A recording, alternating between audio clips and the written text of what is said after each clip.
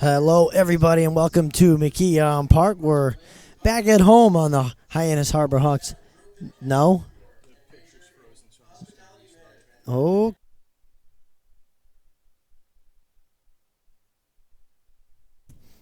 Hello, everybody, and welcome back home to McKeon Park for the Hyannis Harbor Hawks radio network and digital network. I'm Chris Walker alongside Chris Lucy. We have today's game, which pits the Hyannis Harbor Hawks against the Wareham Gatemen. I'm sure everybody listening, if you've been listening all season, you probably know all the players from both teams by now, as this is the third time we've played Wareham, but it's a beautiful day here in Hyannis, and it's turning into a beautiful evening. And with that, I'd like to bring in my broadcast partner for the night, Chris Lucy. Chris, how are you today? I'm doing fine, Chris, and I'm excited to see round 3 between these two teams. It's been a little bit one-sided so far. Hyannis with the 2-0 advantage in the season series, but regardless, I'm excited to see it, especially because we're finally back here at McKeon Park, and it's been a while since this team has been able to actually get here. And Chris, we'll talk about Hyannis first. Some new names filing in from their respective college teams, and we're going to see another one tonight. Hunter Stovall is finally here, and we've been awaiting his return. He was back with the team yesterday, but he didn't play. He'll be hitting in the 9th spot tonight and playing second base. So what does a guy like Stovall, who's so talented and had such a good year in college, bring to this team? Chris, it's very simple. He brings excitement. I mean, we've been talking about Hunter Stovall since we got this job and realized that he'd be on the team, a .288 hitter back at Mississippi State in 160 at-bats. He completely reinvented his swing this year with Coach Andy Canizero, and it paid dividends, and not to mention just a dazzling fielder up the middle at second base. So I'm very excited to see what he can do out there, and Harbor Hawks fans should be too. Another guy back in the lineup today is Ford Proctor, and Ford Proctor had the biggest hit of the season so far for these Harbor Hawks yesterday in Chatham. He had a 3-run home run that played the game-winning run, which he happened to be. He was the game-winning run, and it was his first hit of the season, and it really jump-started this offense once again for the second straight game, and he's back in there. Very encouraging to see him hit that shot yesterday because he's not too worried about getting into slumps. He was a .311 hitter at Rice this year. He was an all-star in the CCBL last year, as we've just absolutely hammered to death on our broadcasts. But he's someone with experience and is experienced being very, very good. So to see him get that first knock last night was just a sign that things might be coming back to normal for him, and we'll see the Ford Proctor of old, which is a dominant middle infielder who can hit the ball. We'll have lineups and the fielding arrangements and the first pitch coming right at you after the national anthem.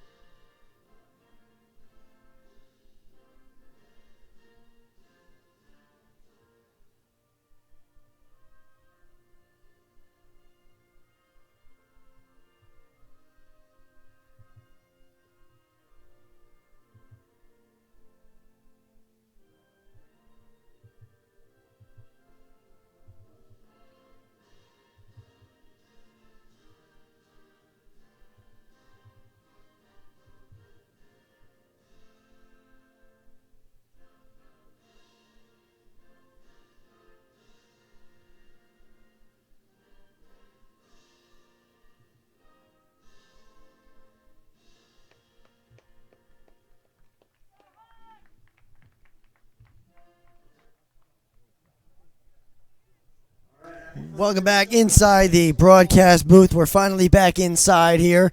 We've been outside the past 4 games and away games. And, well, the starting pitcher, Chris, for the Hyannis Harbor Hawks is number 21, Kevin Coulter. This will be his second start. And, he's had a good start to this season. He went 5.1 innings in his only appearance. And that was a loss, actually, on Thursday to the Brewster Whitecaps almost a week ago. And He's a catcher's kind of pitcher. Chris Proctor mentioned it to me before the game. He has a changeup with just some really, really strong depth to it, starting high in the zone and then coming around knee level if he can get it working the way he did against the Whitecaps. So expect that mixed in as well with his fastball and a nice little curve too. Right, he had a bit of a shaky year at Mercer. He had a 4.86 ERA. He was 5-3. He did start 12 games. He pitched 70 innings, so he ate up the innings, and he did give up 88 hits, 47 runs. But I'll tell you what, his strikeout to walk ratio was very good. It was 47 strikeouts, only 17 walks. It's a good number. And this is the lineup he'll be facing. It'll be Jaron Duran, a name we haven't heard yet. He'll bat for Wareham, and he'll play second base. Blake Sable's the DH. We've heard about him. He wears number 4, and he hits second. William McIver hits third and plays third. Luke Bonfield will play first base and hit cleanup. John Topa is the left fielder, hitting fifth. Jake Ankia is the catcher once again, and he bats sixth. Andrew Shaddad will hit seventh and play right field. Nick Angelini will bat eighth and play center, and Ben Baird will round it out at ninth and play short today. And so, again, Jaron Duran, the first batter of this game, a guy who we haven't seen yet. Nope, he just came over after helping the Long Beach State Dirtbags make their first super regional since 2004. That's not nice. Hey, that's their name. That's their actual name, one of several. Very strange kind of nicknames for teams that they have out west, and he was excellent out there. He was second team All-Big West, batted .308 and 224 at-bats, knocked in 27 RBI as well. It gives you a good story to tell your future kids. I played for a team called the Dirtbags in college. And, well, here he is. He's going to face off against Kevin Coulter, who we talked about. We're ready for the first pitch. Here it comes. It is called strike one on the outside corner, and we're underway. The umpires, the home plate umpire is Lou DeLuise. First base is Tom Ryberg, and the second pitch is low 1-1. And Mark Lima is the third base umpire for today. Lou DeLuise, former NECBL umpire. Pitch is outside 2-1 to the leadoff man, Duran.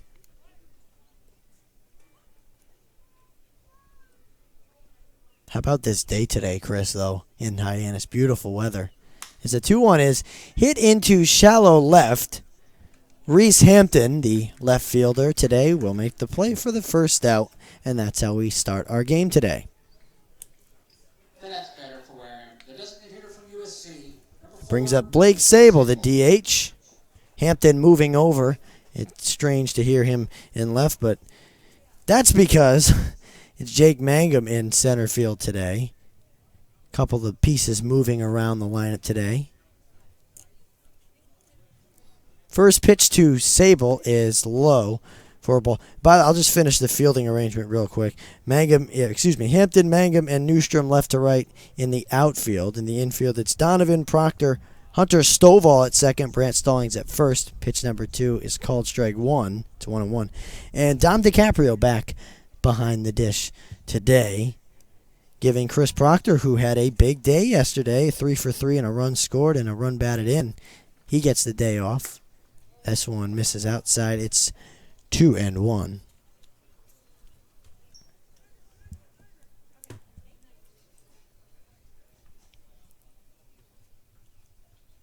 On the way. Bunt shown and put down. It's foul. It was a pop-up bunt. Sable's got to be happy it went foul because it's not what you wanted to do there. Count is even at 2-2.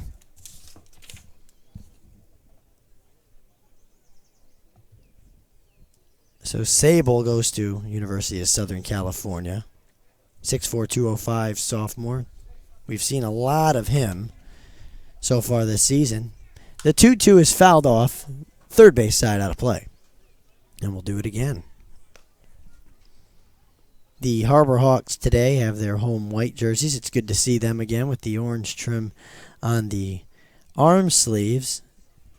And the blue hats with the script orange H and the orange numbers and the blue stripe down the white pants.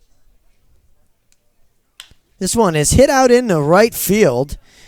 Newstrom on it at the wall, and it's gone. A solo home run for the DH, Blake Sable. And it's 1-0 Wareham. And that was just a good piece of hitting right there. Finding the pitch he wanted and really taking that for a ride. 318 feet out to right field. One of the lighter, one of the more short dimensions of the Harbor Hawks field. The shortest actually is 324 out to left and almost around 350 out to center field. The first pitch to Willie McIver is fouled off. And Hyannis hit their first homer yesterday, and they gave up their first one right now. They did make it to Game 7 without giving up a home run, which is pretty good. I mean, this pitching staff has been excellent. Only 1-0 Wareham. His pitch number 2 is inside for a ball 1-1.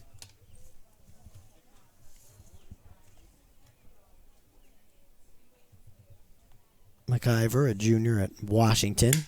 This one, broken bat, base hit in the left field. Taking a big turn and heading back quickly is McIver, so 2 straight hits. And only 1 out for the cleanup hitter Luke Bonfield. That bat is certainly broken. You really have to earn it against a guy like Kevin Coulter. Strange to see him making mistakes because he has just been so steady for the Harbor Hawks so far on the year. As I mentioned, 5 1/3 innings pitched and 4 strikeouts to boot with that. And here is Bonfield. We thank everybody for joining us on their Wednesday. Breaking ball called strike 1 there. And no one's going to be perfect all summer, Chris. No. That home run to Sable, only the second earned run that Coulter's allowed here on the Cape this summer.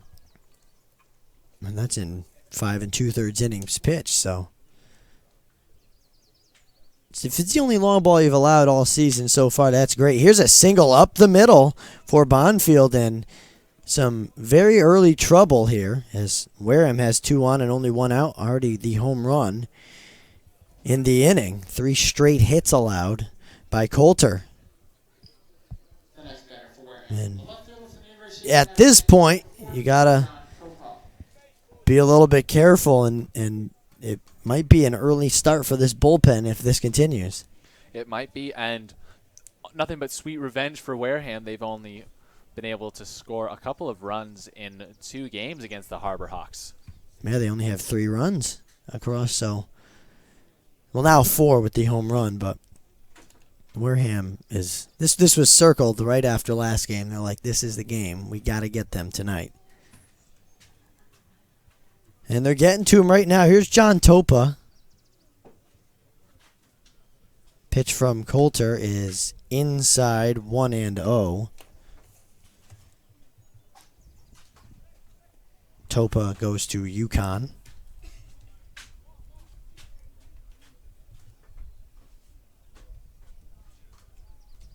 It's a 1-0 count with 2 on. Coulter ready, and the pitch fouled back. And it's 1-1. Notable about Topa, before Sable hit that long ball to get things going here in the top of the first, John Topa was the only gateman with an extra base hit. He hit a double off of Coulter in the season debut. So it'll be a 1-1 pitch to Topa, and he swings and misses there. And this will be a big out for Coulter early in this game if he could get a strikeout here or a ground out. Indeed, and I was misspoken. He actually hit the double off of Weiss, but still, Topa getting good wood on a pitcher like Weiss is no small task.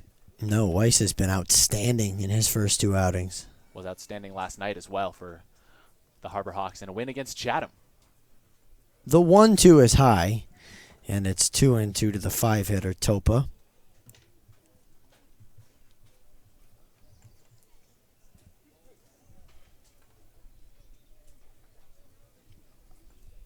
Nice crowd building here in Hyannis today. Very relaxed setting for a ball game. The pitch is called strike 3, and Topa knew it.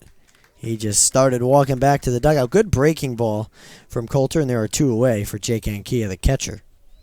And speaking of the A's, who the Harbor Hawks beat last night to drop them to 4-2 on the season, they lead Yarmouth Dennis 2-1 out in Yarmouth. Harwich leading Cotuit as well 3-0. Both of those aforementioned games in the bottom of the fourth, and Falmouth and Brewster knotted at 1 in the bottom of the third. I want to play Cotuit. That's the team all these Harbor Hawks and the fans want to see play each other. It is a very storied rivalry between those two teams. The only town in the Cape with two teams in it is Barnstable, where the Harbor Hawks and Cotuit Kettleers reside. 1-0 the count to Ankia. And this one hits him. Well, it hit him, and Ankia is not happy. He threw his bat and takes the jog down to first. He got hit up in the upper arm on his left arm, and so the bases are loaded with Gateman. And it brings up Andrew Shadid. And you got to be careful. You got to be careful here with bases loaded in the first inning, because this could really get out of hand early.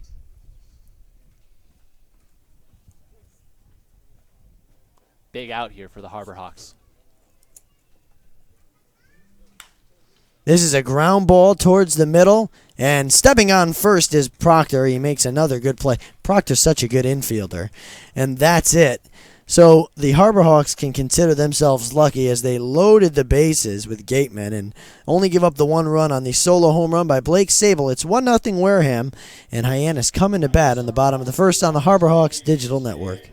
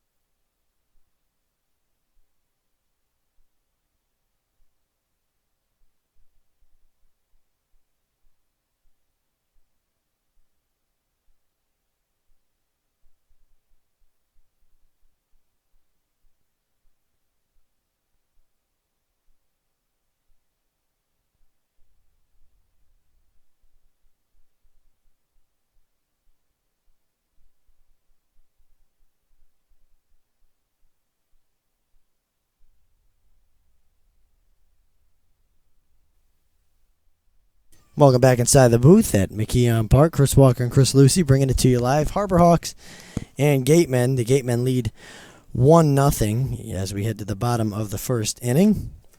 The starting pitcher for the Wareham Gatemen is Frankie Bartow, and Chris Lucy is going to tell you about the pitcher Bartow. Well, Bartow coming from the University of Miami. He's a Miami, Florida native, and at 6'3", 200 pounds, he's a force to be reckoned with coming out of the ACC. Is making his Cape Cod collegiate debut at the moment. Expect big things from him. Making his first start today. He did, Chris, pitch one inning versus Falmouth. Oh, okay. Gave up no runs, just one hit. But it's his first start, and he didn't have any starts for Miami, as you mentioned. He was the team's closer. He had 7 saves, and he only had 12 appearances, 13 innings. High ERA, 5.54 ERA. Batters hit .333 against him, so that's something to look at. And before the game today, Chris and I were talking about this might be one of the higher scoring games we see this season, just because these are two teams. Wareham wants a piece of Hyannis, and Hyannis has been hitting. So we might see a high-scoring game, and we'll see how Jake Mangum handles the first pitch here from Bartow. It is outside, and the count is 1-0. So Mangum, Chris, had a big day yesterday, and it was a great sort of debut for Mangum, as the first pitch is grounded towards third. play has made one away. McIver made that throw. But Mangum had a great day yesterday against Chatham, excuse me. And in that game, as I get my stats squared away here, my book is all messed up because I messed up a page. He had 2 hits. He was 2 for 4 in the game with 2 strikeouts. Now Reese Hampton comes to bat. Was pushed down to the second spot in favor of Mangum. Takes a called strike 1 here. Hampton's been the most steady hitter all season for the Harbor Hawks. That's right. Batting .391. Had a double last night, too. This one misses. That's right. He had a double to lead off the ball game.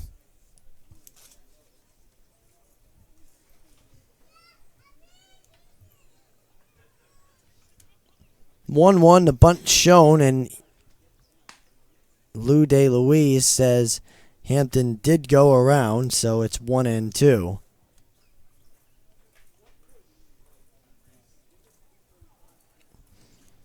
Bartow looking to have a quick inning here.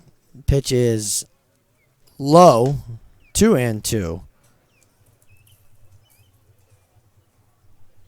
I don't know how Hampton keeps those white cleats clean. Well, he moves his feet pretty quick. Might just dust themselves off as he goes. That's right. This one misses outside, and the count is full to the 2-hitter Hampton. Hampton also in left field today. As we mentioned earlier, he's been playing center just about every game. Here's the 3-2, and it's foul tipped into the glove of Jake Ankia, and there are 2 away. Brings up Daniel Robinson. Now batting for Hyannis. The designated hitter from Robinson also hitting well this season. He sure has been in 17 at-bats. He is batting .353 with a pair of doubles, too. Had one of those doubles yesterday. Scored a run as well in the 5-3 win for the Harbor Hawks over Chatham. First pitch to Robinson is in there for a called strike. Robinson DHing today. He'll play left field at times, but gets a partial day off. The 0-1 swung on and missed, and it's quickly 0-2. Almost the perfect world for Robinson in that he gets to rest his legs a little bit, but still gets to pick up those coveted at-bats that all of these guys are out here in the CCBL for. The 0-2 swing and a miss. Strike 3. 2 strikeouts in the inning for Bartow. He's looking good early, and at the end of 1 inning, it's 1-0 Wareham over Hyannis on the Hyannis Harbor Hawks digital network.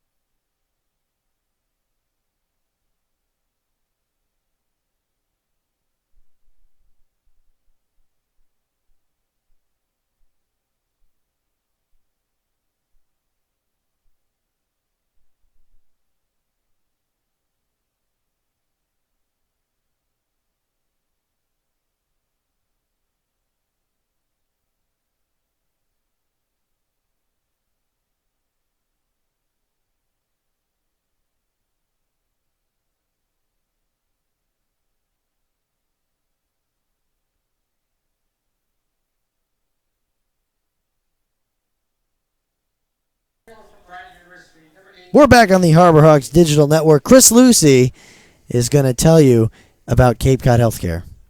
Well, Chris, Cape Cod Healthcare is the leading provider of healthcare services for residents and visitors of Cape Cod with 2 acute care hospitals and more than 450 physicians.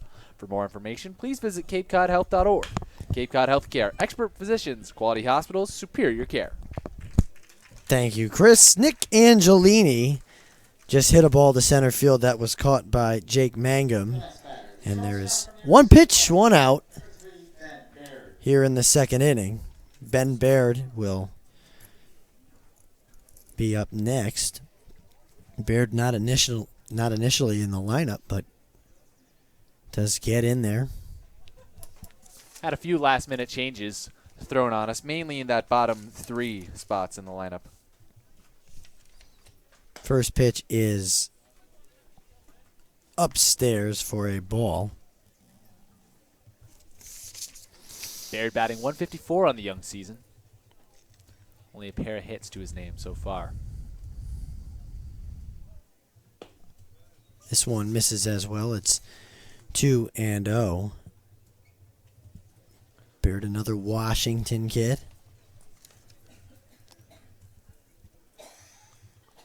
One of a big group out there in the Cape. Pitch is grounded towards third, and it's foul. The throw still came over from Donovan, and it was in time.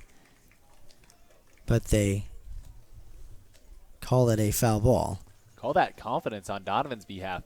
Getting over to the line, trying to snare it before it goes foul, and then also just having the walk behind the talk to back it up and throw right across the diamond and get the man in time. But a foul ball called by the third base umpire. I don't think Baird knew it until he got to the first base coach because he ran all the way through the bag. Better safe than sorry. The 2-1 is low for a ball. 3-1 on the 9-hitter Baird.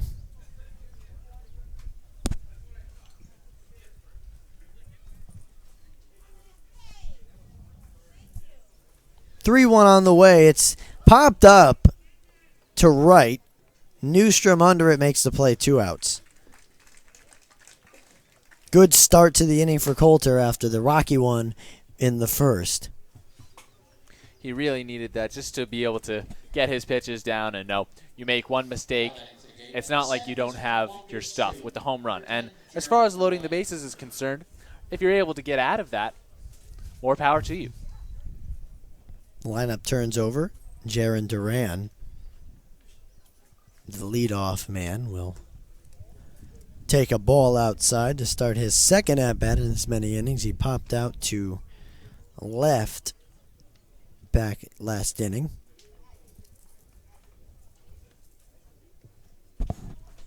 Coulter took a step off the mound. Finally, if you've been listening, you can see what's going on out there now.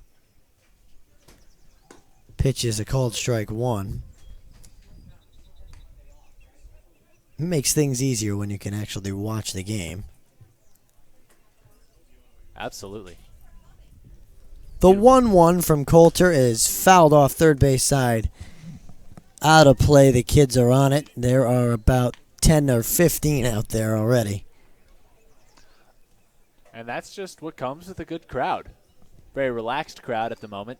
Lots of lawn chairs put up around the third base side. Good. That's a great crowd. Another one. The kids got a treat. They can thank Duran here. But good crowd here today. And that comes with the good weather. School getting out too. The 1-2 grounded towards short. This one's Proctor's. He fields and fires just in time. Duran showing his speed, but good throw by Proctor. Gets him by a hair, and we'll go to the bottom of the second. Still 1-0 Wareham over Hyannis on the Harbor Hawks digital network.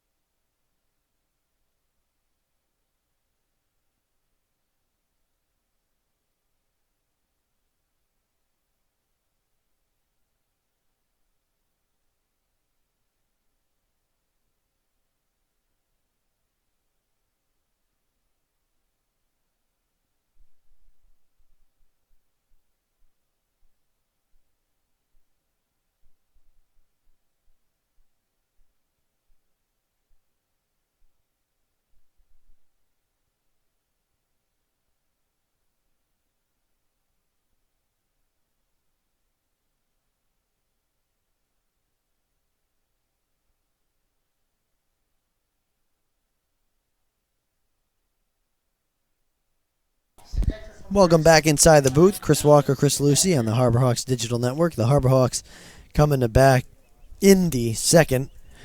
Dom DiCaprio looking for his first hit on the young season. Will dig in here.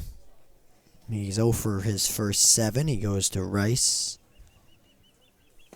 And he swings through the first pitch and misses. Now, it's 0-1. Now, that is a cool bat he has. It's definitely a new bat. It's an orange top. This one fouled off. Correct, that's an orange top of his bat. That would be, yeah. Looks about just maybe a very kind of pale orange. Looks like one of those Barnstable bats. I believe it is. Probably picked one up from his teammate Micah Coffey, who had a couple ordered before the season started. The pitch is inside. And the little ring in the middle of the bat is blue, if I'm not mistaken. I'm colorblind if you haven't figured it out yet.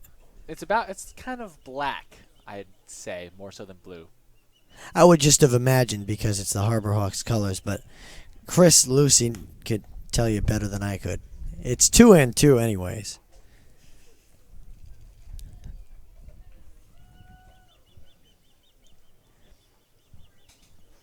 Pitch is low, now a full count from Bartow.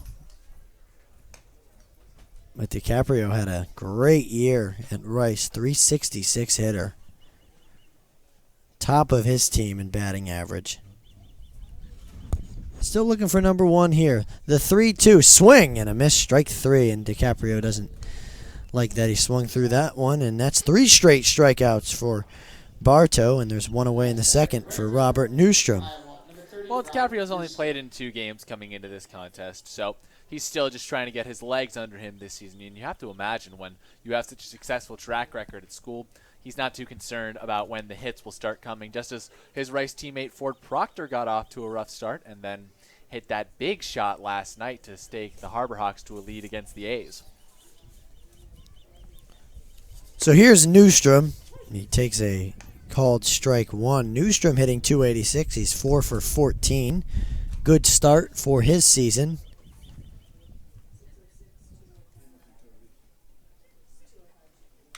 This one fouled right off of Newstrom. It's 0-2. I've liked Newstrom so far in the beginning of the season. He always seems to mix in a hit at the right time for this team. That's true, and flawless play out in right field. No errors to his name yet on the young season. Real steady player to have out there hitting 5th. 0-2 is hit on the ground towards second and through for a base hit right on cue. That's the first hit of the day for the Harbor Hawks. It's a 1-out single, and with Brendan Donovan coming at the plate, the Harbor Hawks have a base runner. Donovan looking for hit number 2 on the year, batting .063 in 16 at-bats. 6 games played so far in the Young Cape League season. But that's Newstrom's 5th hit of the season. 5 for 15. Donovan hitting 6 today, takes a called strike 1.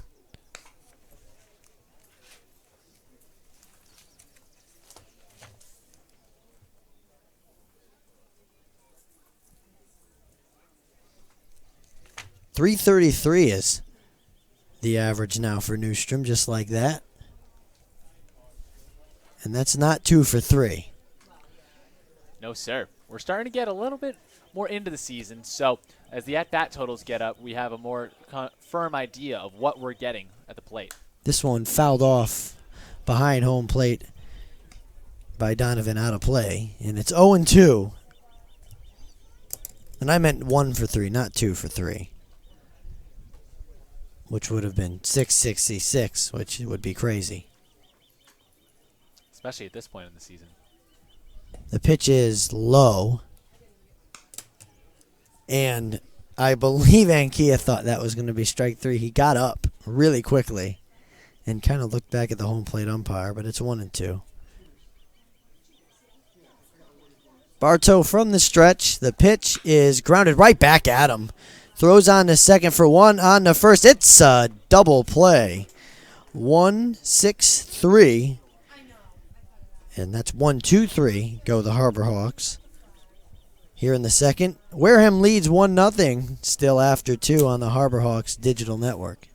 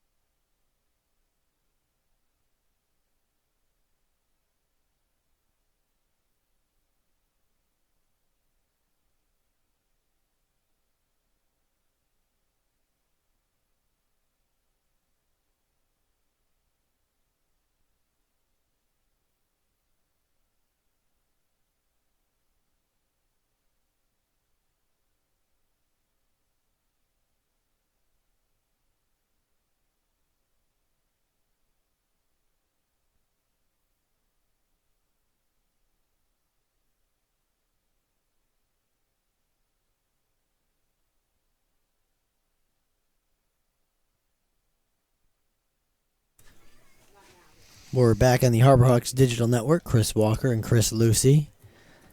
The throwdown just about to happen. There it goes from DiCaprio, and we're about to get started in the top of the third. For Wareham, they lead 1-0. They'll have Sable, who is responsible for the 1 with the solo home run in the first inning. And then Willie McIver, Luke Bonfield also due up. They all had hits in the first inning against Coulter. Coulter really did settle down, though, in the second inning. He had a 1-2-3 easy inning. See how he fares here against Sable. The first pitch is out on the outside corner. Called strike 1. Looked like it was on the beginning of the batter's box for righties. The 0-1 is low, 1-1.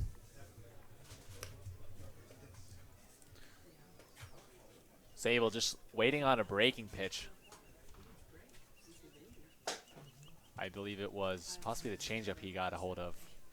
1-1 is fouled off the top of DiCaprio's mask. It's 1-2. Again, there's the changeup. Just got that off the top of the bat. That's a good pitch. And Coulter's one of the best on this team at the changeup. He is, but when you misthrow a changeup, that's a meatball.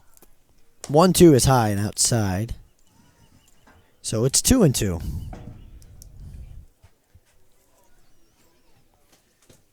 Case in point, Sable able to hammer a missed changeup in the last inning and hit the first home run at McKeon Park this season. This one fouled back towards us at the net. Good thing that net's there. Still 2-2. Unfortunately for you, you're the I one know. looking for souvenirs. Now, there was a chance in Chatham last night. A couple of the balls went right into the tree that was above us that they just didn't pinball towards us. 2-2 fouled off again. Out of play for the kids. Speaking of the kids, there was a ball that somehow dribbled under my table at Harwich at the doubleheader this past weekend, and those kids will run right under the table and grab it. They're precocious. 2-2 fouled off again at the net. Third base side, scaring a few fans. I will get one before the season's over. I don't doubt it. Knowing you, I don't doubt it. 2-2 from Coulter. Swing and a miss. That's the breaking ball. And that's the first out of the inning. And it's the second strikeout for Coulter. Brings up Willie McIver for the second time. That has to be a confidence builder for Coulter right there. You have Sable back at the plate, hit a home run off you in the first inning, and you're able to get him swinging. Gets your momentum going. McIver had a single in his first at bat in the first. That one's fouled out of play, third base side for the kids again. And I'll tell you what, it doesn't matter where you're sitting. The kids will go there and try to steal the ball.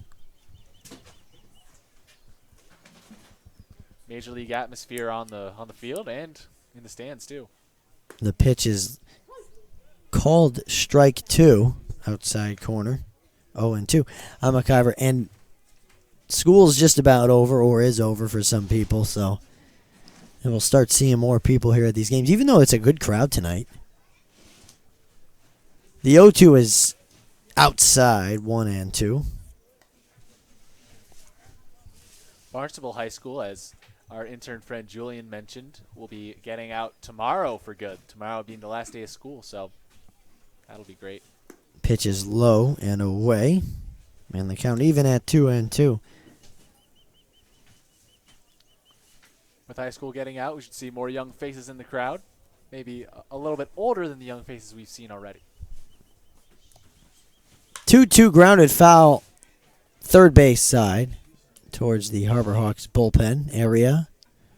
One of the pitchers will get it.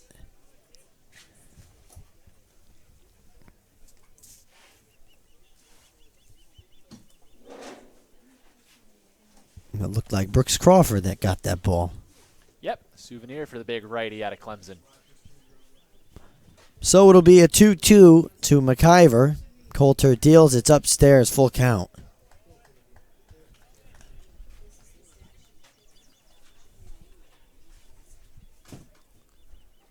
Now, the one thing about the big inning in the first is the pitch count's already getting up there for Coulter. 3-2, called, strike 3. And that's the second strikeout of the inning for Coulter. And McIver goes down looking. He thought it was ball 4, but there are 2 away for Luke Bonfield, who singled in the first.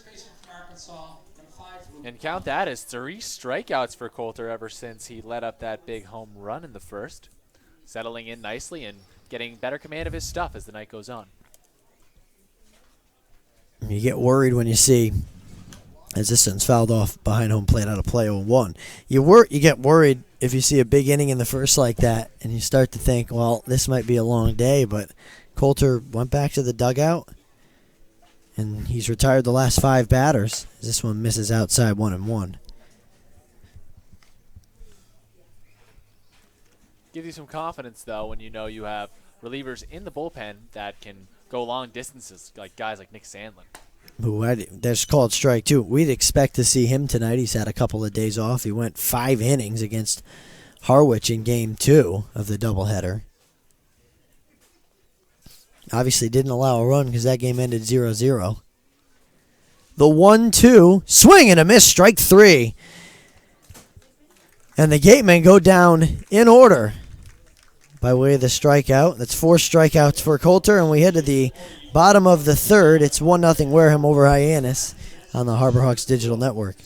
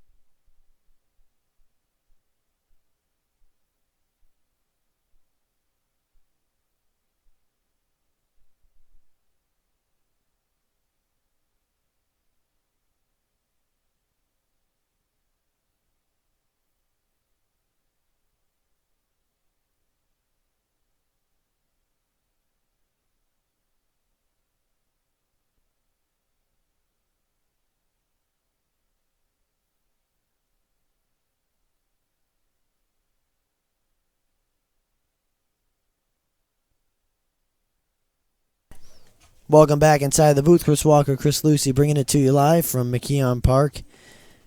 Harbor Hawks trail the Wareham Gatemen 1-0. It doesn't really feel like there's any score in this game, though, because Coulter's had such a good bounce back, and we're still very early in the game. Exactly, and that Sable home run really was an isolated incident. Although McIver and Bonfield able to get on with singles after him, there wasn't a mistake that was capitalized on like that blast out to right field by Sable, who pulled the ball quite nicely. Lefty, knowing he had to pull the ball to get it over that very short right field fence, only 318 out there. First home run here all season. And here's the guy that hit the home run for the Harbor Hawks last night, Ford Proctor. His first hit of the year. Still his only hit of the season, but it was a big one. It gave the Harbor Hawks the lead that they eventually needed to beat Chatham last night. He takes a pitch outside here by Frankie Bartow, who's back out for his third inning. He's retired his first 6. Well, he's retired 5 out of the first 6 batters, but it's been 1, 2, 3 innings each time as the double play ended the second. It's 1-1 here. The Gateman broadcasters got a big kick out of the fact Proctor with 1 hit, already 4 RBIs to his name this season. That's quite a stat. Seriously. 1-2 as that's called. Strike number 2 to Proctor, the lefty. And that's just because Proctor can drive the ball. He only has 2 strikeouts so far in the year. 1-2 pitch is fouled off. He stays alive. This is 16th at bat. He's got the only home run for the Harbor Hawks this year.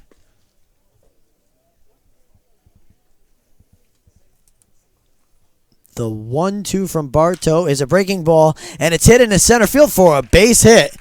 And we can safely say that Proctor is back as he has hits in 2 straight, and his first at bat is a single. He came back from down 0-2, and he's the leadoff man on. Good sign. Exactly. We'll see if he can bring Stallings with him, batting 083 on the season in 12 at bats. Only 1 hit to his name with 5 strikeouts. It's so good to see, though, Proctor getting another hit and just confirming that he's seeing the ball better and he's hitting it where people are not. Exactly. Confirms it more to himself than anybody else. Right. First pitch to Stallings is hit on the ground. To third, this could be 2. It's on the second for 1. On the first, it's a double play. 5-4-3, score it. And there are 2 away.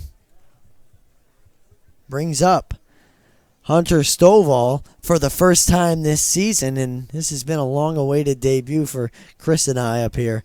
And we will see what he does batting 9th. He's not going to bat 9th all season. That's just for today.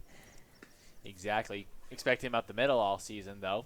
Stovall, a phenomenal, very exciting second baseman who can really get around. Got the cleanest jersey out of anybody out there. First pitch is a swing and a miss. Stovall wearing number 2. And it's a good look. Number 2 is a good look. Good luck for middle infielder. Wears That's it for at sure. Mississippi State as well. Pitch is grounded foul, third base side, and it's 0-2. Good to see him swinging. Certainly. I wonder if he idolizes Derek Jeter by any chance.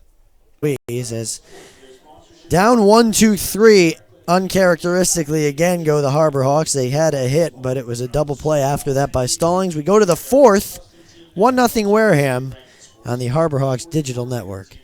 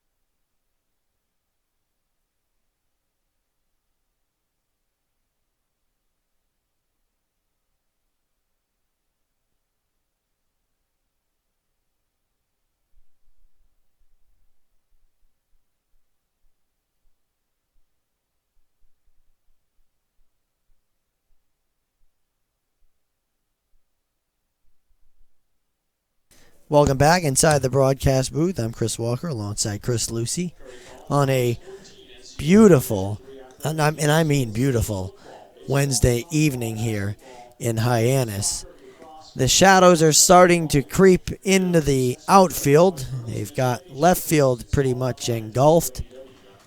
But I'll tell you what, the sunlight wasn't bad today. It's not in anybody's eyes in particular. It's behind a thin wall of clouds, which is good, and it's just making for an absolutely beautiful evening here.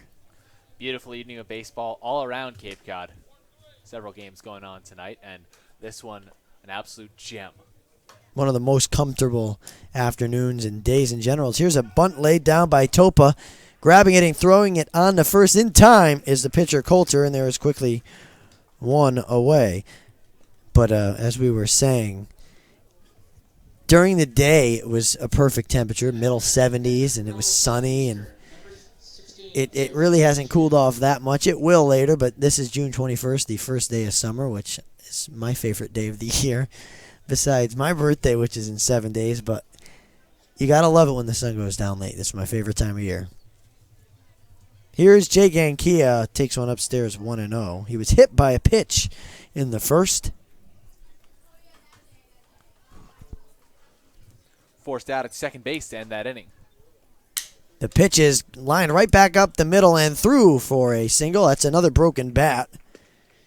And a one-out hit for the catcher. He might be making a trip down to Barnstable Bats tomorrow, too. Get a new piece of lumber. That one in on the hands. A good pitch by Coulter. And you got to tip your cap to a guy like Ankia just for getting around it and hitting it where nobody else is. The bat boy almost ran into Lou DeLuise on his way to get the bat. That was funny. DeLuise threw his arms up. Here's Shatted, 0 for 1. Grounded into the fielder's choice that ended the first inning. It's called strike one here. And we are already in the fourth inning. We're moving along nicely here, as we have for most games this season. We've started very quickly.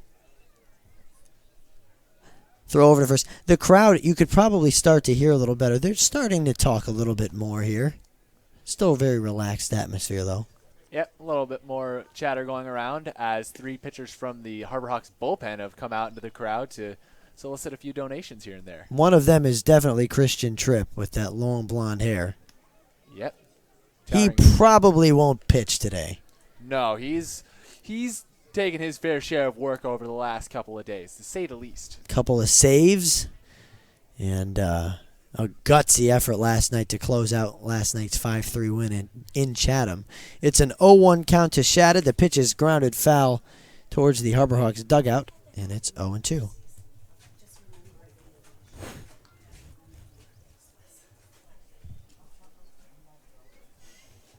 Coulter has settled in to this game. He just gave up a single, but still in command of his pitches. He's getting ahead in counts. It's good to see after that home run.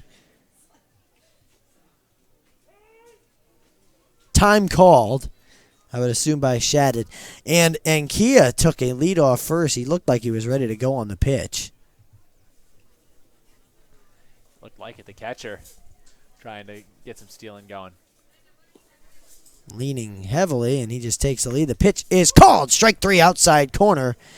Shattered is talking to DeLuise. He told him it's off the plate, and a couple of these strikeouts that Coulter has had have gotten some dirty looks from players back at the home plate umpire, but there are two away, and that's 5 strikeouts already, and 3 of them looking for Coulter. Man, this pitching has been dominant, the starting pitching for this team. Pitching in general has been dominant for the Harbor Hawks. They've not lost any of their 2 games because of the pitching. Exactly. You talk about 5 strikeouts today. Weiss, after a stellar performance last night, moved his way up to 4th place in the Cape for strikeouts. 8 on the young season. Wait till I tell you the team ERA. The team ERA is 1.54. Goodness. Now, it'll go up just a hair with Coulter's home run. It is right now, but if he pitches to no-run ball for the rest of his outing, it'll go right back down. Called strike there. It's 1-1 to Nick Angelini. Angelini hitting .273 on the young season, 3 for 11. Now 3 for 12. Pitch inside. 2-1. 3 for 12 now, I should say, after going 0 for 1 so far. Angelini goes to D2 Bryant. A lot of NECBL guys from last year going to Bryant as well as Angelini. Bryant D2 in all sports except baseball. Where they play in the Northeast Conference.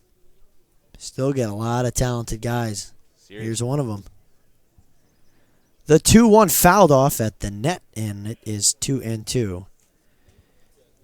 No, it's good to see the D2 schools still, even though it doesn't matter what division you said. Like you said yesterday in our game, it doesn't matter what division you're in. If you're getting good at bats, if you're pitching, you're getting a lot of innings and a lot of looks. That's what matters. Exactly. Scouts will find you.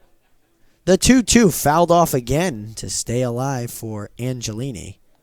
And they'll certainly find you in the Cape. They're really unavoidable. Right, in most stadiums or ballparks here, they have a designated section for scouts that usually gets filled up. 2-2 from Coulter on the way. It's fouled off again. Angelini doing a great job of fouling these change-ups off to stay alive. Hyannis' area for scouts just below where we are here in the broadcast booth behind home plate. And there are several guys with their scorebooks and their notepads and their team hats to represent which team they're for out there now. This one just low, 2-2. They also, 3-2. They also have, some of them, I don't see any today, but some of them have radar guns with them they bring to games. They time runners for going from first to second or from hitting the ball going to first. A lot of them out there today. Full count, runner goes, ground ball. Right to Donovan. He made a nice play. He makes a low throw. Got away from Stallings. And it goes all the way to the fence. Coming home. And now going back to third. He made a big turn. Did Ankia. So it'll be second and third on the single from Angelini. We'll see how they end up scoring it.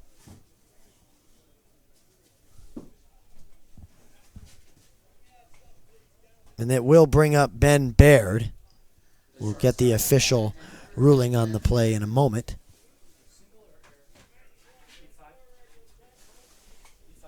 It'll be an E5 on Donovan on the throw to first.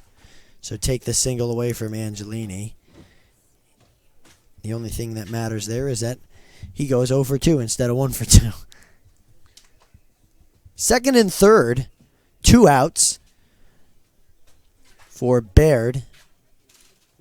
Pitch from Coulter is in the dirt. Good stop by DiCaprio. It's 1-0. I wonder if DiCaprio has been asked. I'm sure he has if he's related to Leonardo DiCaprio. It's probably happened about 1,000 times. That's how other broadcasters throughout the league are asking me to pronounce his name. Like Leo? Like Leo, right? Exactly. The 1-0 swing and a miss. It's 1-1 to the 9-hitter Baird, who didn't expect to be in the starting lineup today, but here he is. As we mentioned, he's hitting 154 on the year. The team, Wareham in general, is hitting 232.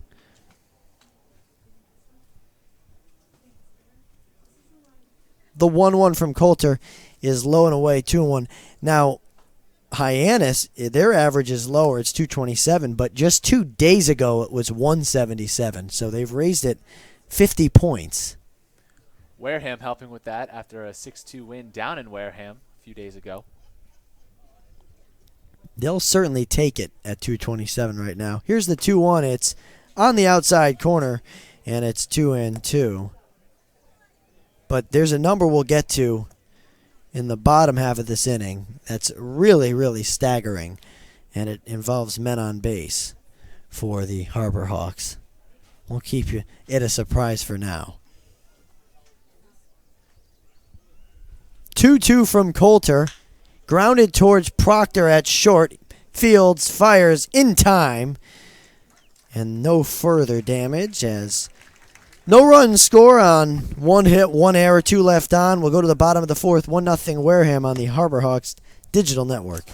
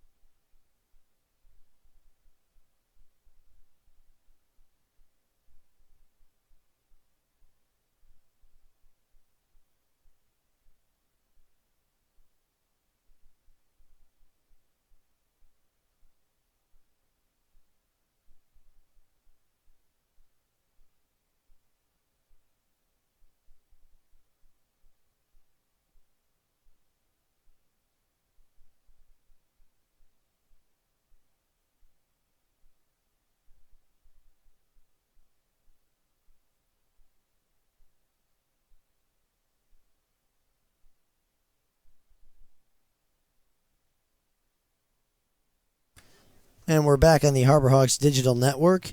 It will be Mangum, Hampton, and Robinson for the Harbor Hawks, but there's a new pitcher. It's Justin Montgomery. Chris Lucy has more on him. Just when the Harbor Hawks, you'd think would start getting comfortable, we have a new pitcher out there. Montgomery, 6'5", 200 pounds from California Baptist University. The first pitch is grounded to short, and it's booted by the shortstop Baird. And it's an E6. And on by way of the E6 is Mangum. Third error of the season for Baird. Tough play up the middle, but one that was doable to say the least, and he just booted it completely. Reese Hampton will step in, and Chris will give you more numbers on Montgomery in just a moment. First pitch bunt shown, it's high, 1-0. Montgomery has appeared once in the CCBL season, started a game on June 15th against the Harwich Mariners, pitched 3 innings, struck out 5, did not get the win in a 9-0 Gateman win. Throw over to first to check on Mangum. Don't get too used to that base runner, Chris. It's been a tough one with runners on for the Hyannis Harbor Hawks so far this year. They've grounded into 11 double plays, 2 in this ballgame. This one grounded right back towards short. They're just going to go to first to get the one. So it's a fielder's choice. And moving to second is Mangum. That looked like it almost was number 12 right there. It brings up Daniel Robinson, 0 for 1 on the day. You have to hold your breath every time there's a man on now because you're just like, oh, a ground ball is going to be a double play and we'll have no one on and 2 away. They do get lucky there. So Robinson has 1 on and in scoring position with only 1 out. He's 0 for 1 on the day, however, with that swinging strikeout to end the first.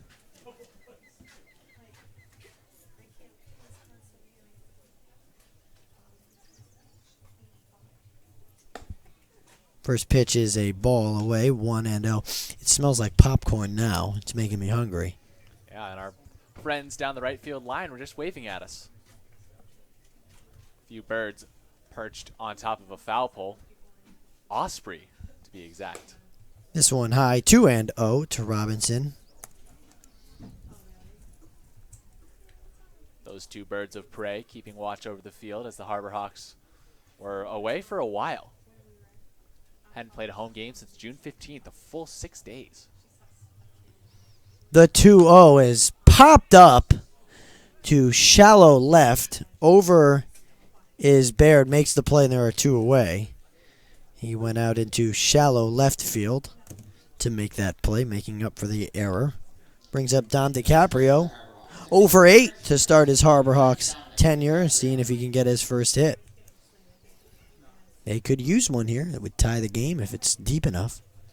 Or take the lead, perhaps. DiCaprio has some deep field power. We saw it in his season at Rice. Coming in at 6'0", 200-plus pounds.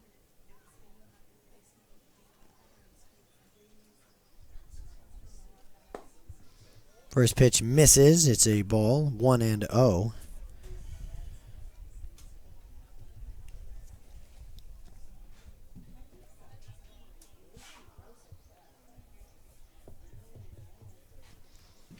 Montgomery is set in the stretch. The pitch is a breaking ball up and in.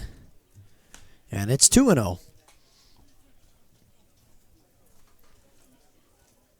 For DiCaprio, he's not even been on base yet this season, so anything would help. The 2-0 is a breaking ball, called strike, 1 outside corner.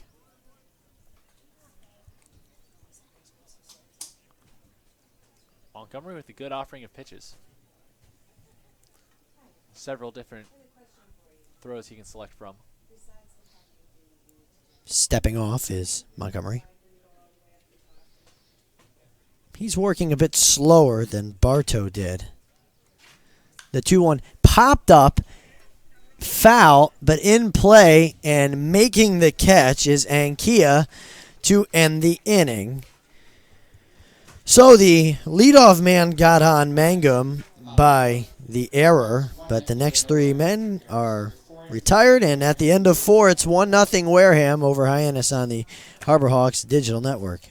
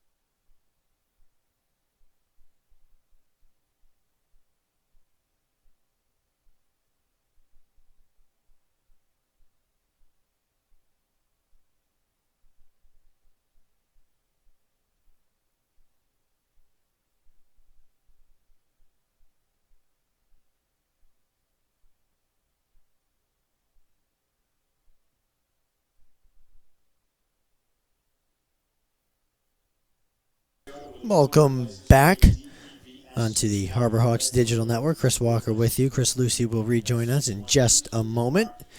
For the top of the 4th, it'll be the top of the order.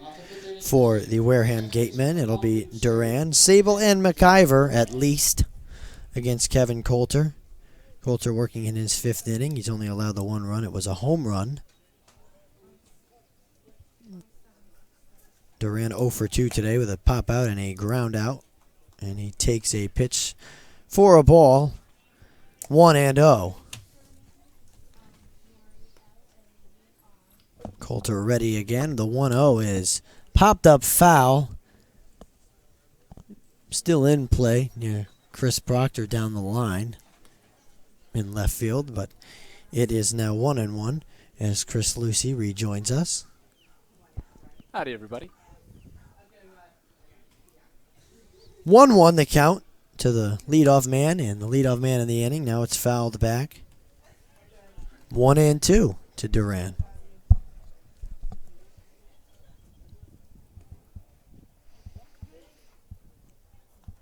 This is Duran's first game for Wareham this season. 1-2 on the way from Coulter's low, 2-2. Luckily for Duran, he had a nice reason to be late. Helped Long Beach State get to the Super Regional for the first time since 2004, beating Texas to get there. Pitch is grounded towards Proctor at short. Gets it on a good hop. Throws to first, and it's not in time. It's just a speedy Duran beating out the throw, and it's an infield single to lead off the 5th. And that's just speed right there. Really is. And when you're 200 pounds and 6'2", you wouldn't expect to find speed like that. But it reminds me of Ichiro being able to beat out a routine grounder. Seriously. It wasn't even a slow ground ball. It was a routine ground ball. And he's at first. It's good to have that. Brings up Blake Sable, who's 1 for 2. He struck out in the 3rd. Hit a home run in the 1st. That's the only run of the game for either team. Throw over to first to check on the speedy Duran. He makes use of that speed on the base paths too, Chris. 19 stolen bases for the Dirtbags this year. I hope so, with that speed. Maybe looking to take one here. First time on base for him today. Pitch is a called strike. Every time there's a called strike so far in this game on Sable, he's looked back at the dugout just in frustration. He does not like these calls. 0-1 the count. Throw it to first. Now, I have 1-1 in my book. Do you have 1-1 in your book, Chris? I don't keep pitch counts in my book. You don't pitch count it. That's fine. I don't know if it's me or the scoreboard. But I think it's 1-1. I believe so, too. Pitch is outside. 2-1. We'll see who's right. It's me against the scoreboard right now.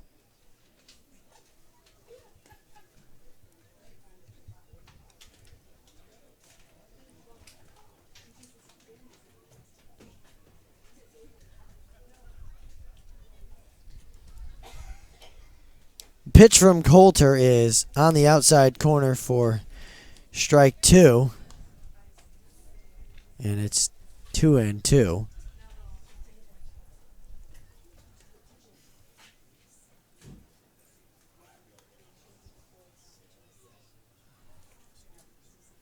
Leadoff man Duran leads off first. And the throw over, and they nearly caught him.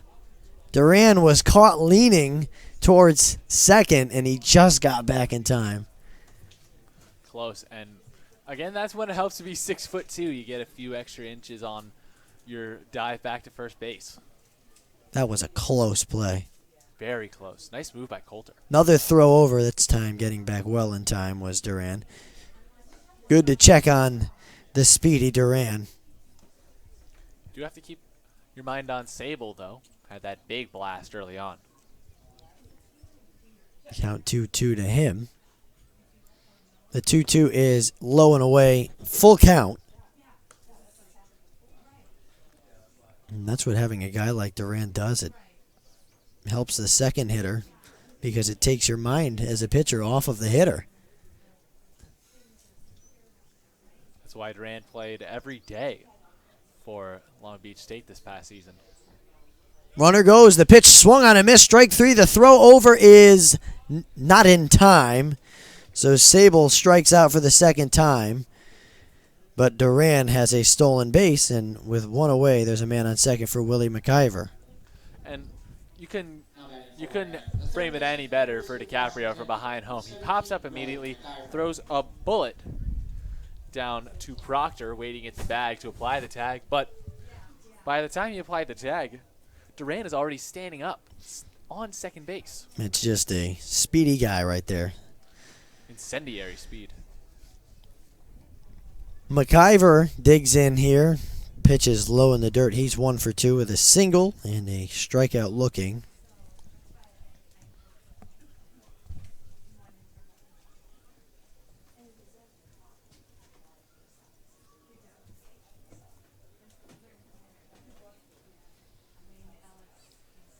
One and 0 from Coulter. Breaking ball, strike 1. Count is back even, 1-1. McIver playing third tonight. Played third for the most part out Washington this year, but started his career for the Huskies behind the dish, playing catcher. Made a complete switch this past season. Wow, that's a big change. The 1-1 is low. Imagine that. Going from third base to catcher. That couldn't be more different. It really couldn't be, no. And you have to imagine you don't want to lose catchers. So there must be an embarrassment of riches of catchers down at Washington. Right, catchers are very valuable. Good ones, at least. 2-1 the count, and the pitch is low. 3-1 to McIver, with Duran on second. It's a position that he's in a little bit of jeopardy as well, as more kids try to stay away from catching to prolong their health and to avoid injury. Bryce Harper started off as a catcher himself, but just That's felt incredible. he felt as though he's an easy target. Plenty of kids playing with Bryce Harper out in California, just trying to take cheap shots at him as he really stood defenseless behind home plate for the most part. So he moved on over to the outfield, and he's doing okay. The former NL MVP doing just fine. Sports Illustrated cover before he was 20 years old. No big deal. He's doing all right. Surviving. It's not Cape League surviving, though. 3-2 pitches lined into left. It's a base hit. Cutting it off is Hampton. He throws home. It's going to be cut off by Donovan. The run scores. It's an RBI single for McIver, and the Gatemen lead 2-0. It was a quick relay throw in from Hampton out in left field, but just hopeless to catch the speeding Duran. He really got himself some momentum from second all the way home. Brings up the cleanup man, Luke Bonfield, 1 for 2 with a single and a strikeout. 2 singles this inning. 1 strikeout in between them. 6 strikeouts for Coulter in just 4 1/3 innings. He has allowed 6 hits as well. First pitch is grounded right back up the middle, and that's another base hit. Staying at second is McIver, and Bonfield's on with a single. That's the 7th hit of the day. 3rd of the inning for Wareham with just 1 out, and brings up John Topa, who's 0 for 2. Connecticut, number 14, John Topa. And again, it just doesn't look like the changeup is really working for Coulter today, as that pitch, another changeup that has just been feasted on today. Go ahead. Not getting the depth that he usually has on it. The breaking ball, the curveball looked good. That was freezing batters, and the fastball was fine. But you're right, the changeup was the pitch that struggled. And here comes Chad Gassman out to the mound, and he's going to make a pitching change. You're going to bring in a righty, and we're going to bring our broadcast to a break for just a few minutes to get info on the new starting pitcher, or the new relief pitcher, for the Harbor Hawks. We'll have that for you and more on the Harbor Hawks Digital Network right after this.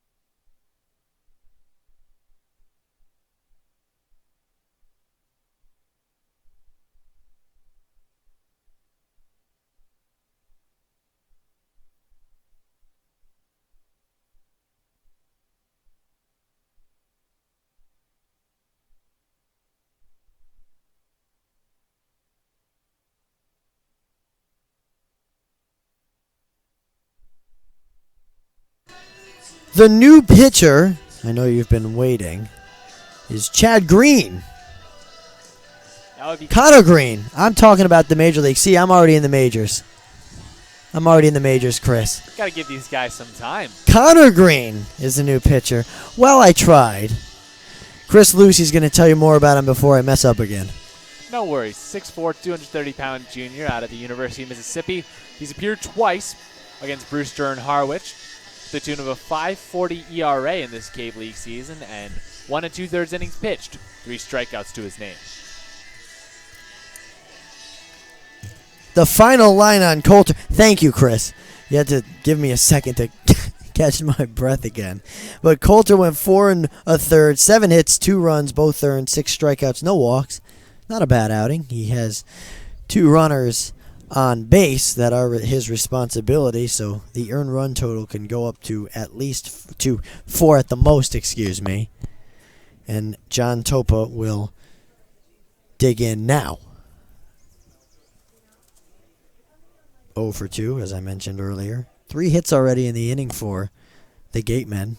This one popped up. That should be in play. Stallings calls off DiCaprio, and there are 2 away. Good first pitch from Green, and there are quickly 2 outs for Ankia, and the runners stay put. That's what you like to see with your relief pitchers. Exactly. Get a quick out, and just makes things a lot easier for him as they're just trying to get this inning over with and stop the bleeding as a run has already come home to score in this inning.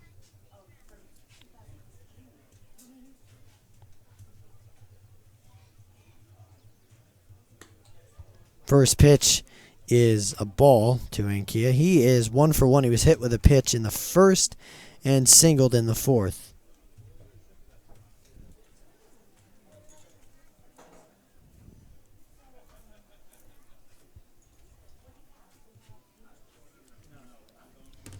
So 1-0. From the top of the fifth, 2-0 Wareham over the Harbor Hawks. Pitch low and away, 2-0.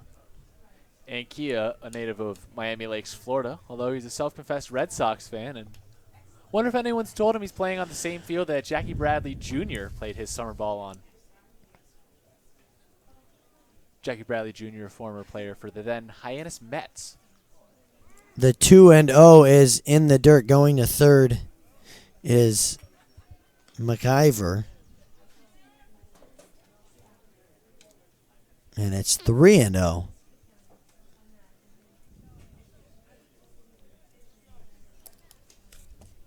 A little bit of trouble here as Green is behind 3-0 with 2 on and 2 out. The pitch is called strike 1, and Kia started to walk to first.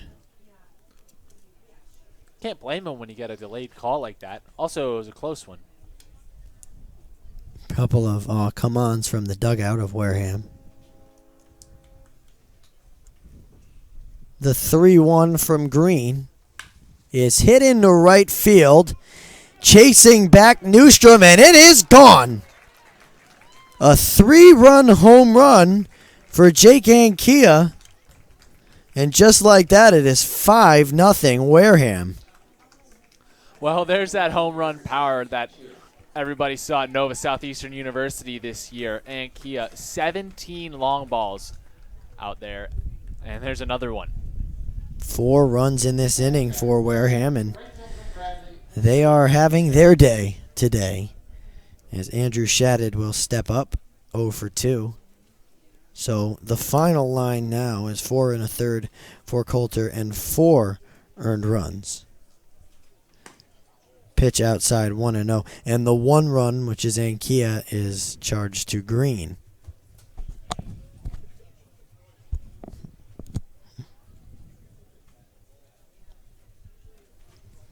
One-0 breaks in there for called strike number 1. It's 1-1. Ball started at Shattuck. Good curveball.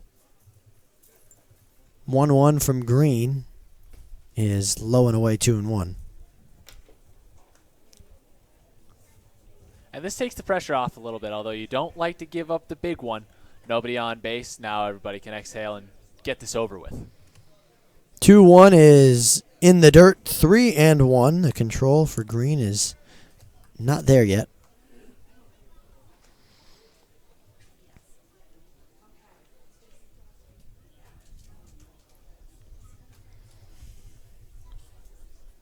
The 3-1 pitch from Green on the way. It's hit into left center. It's a base hit. 2-out single for Shattuck, and Wareham starts it right back up again. That's their fifth hit of the 5th inning. Brings up Angelini.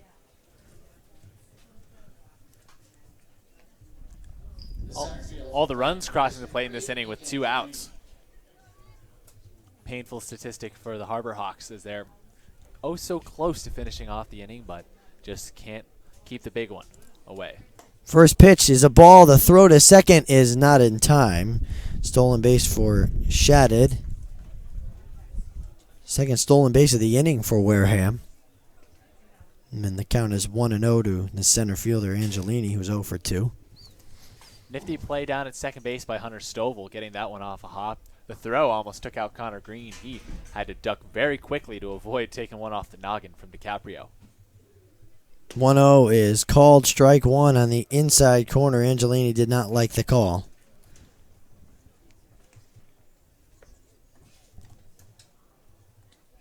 The Gatemen have not been fans of the calls at home today. No, Lou De Louise at the home plate ump. They have not. 1-1 the count. Green deals, and that misses. 2-1, just a bit low.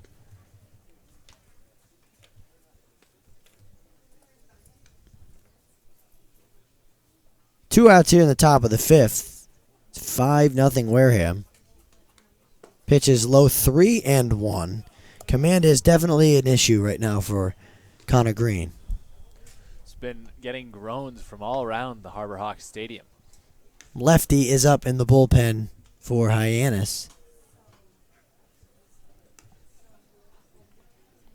And the 3-1 on the way from Green. And it's hit into center field. And back to make the play is Mangum. Took an odd route to the ball, but it's still the third out of the inning. So 4 runs come across for Wareham in the fifth. And it's 5-0 Gateman over the Harbor Hawks. Chris Lucy will have play-by-play when we come back on the Harbor Hawks Digital Network.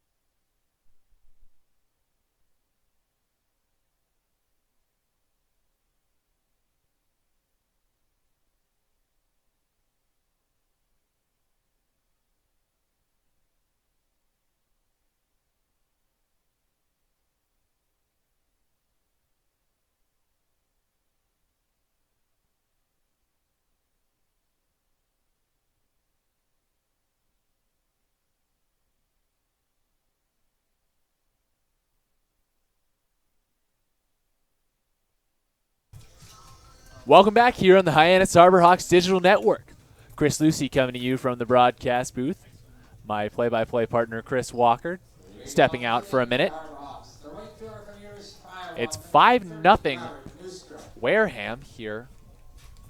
Now in the bottom of the fifth, Robert Newstrom leading things off. 1 for 1 on the day. Singled in the bottom of the second inning. He stands in the left-handed batter's box against the righty Montgomery. The pitch, as Newstrom squares around for a bunt, is taken for ball 1, low and inside.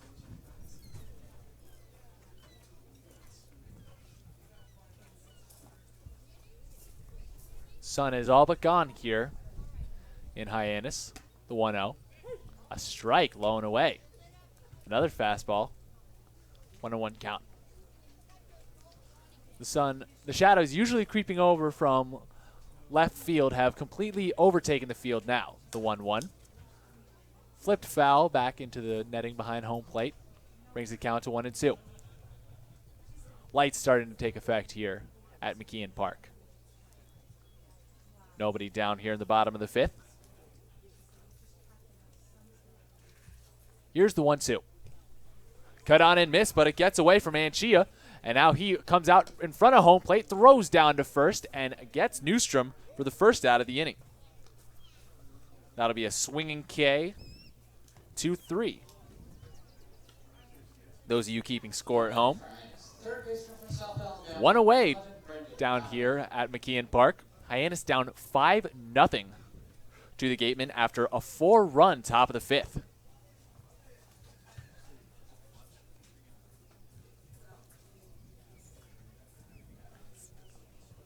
Three of those runs coming off the bat of Jake Anchia, the catcher who just recorded the out down the first base line. A 3-run homer.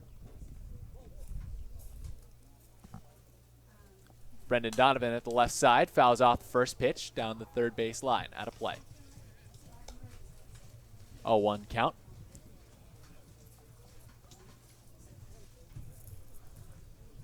Slight breeze coming from behind home.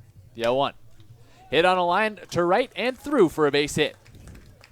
That one dribbles over towards the line. Shatted rolls over, picks it up off the roll, and throws into the infield. Brendan Donovan gets his first hit of the day. And now he's aboard, bringing up Ford Proctor. Donovan with his second hit of the season. Proctor only with one hit so far, but it was a big one last night. A 3-run home run to put Hyannis ahead of Chatham. Harbor Hawks winning that game against the A's. And the first pitch is low and away. Ball 1. Runner on first base. Reached on a 1-out single. That's Brendan Donovan. Held on now by Bonfield.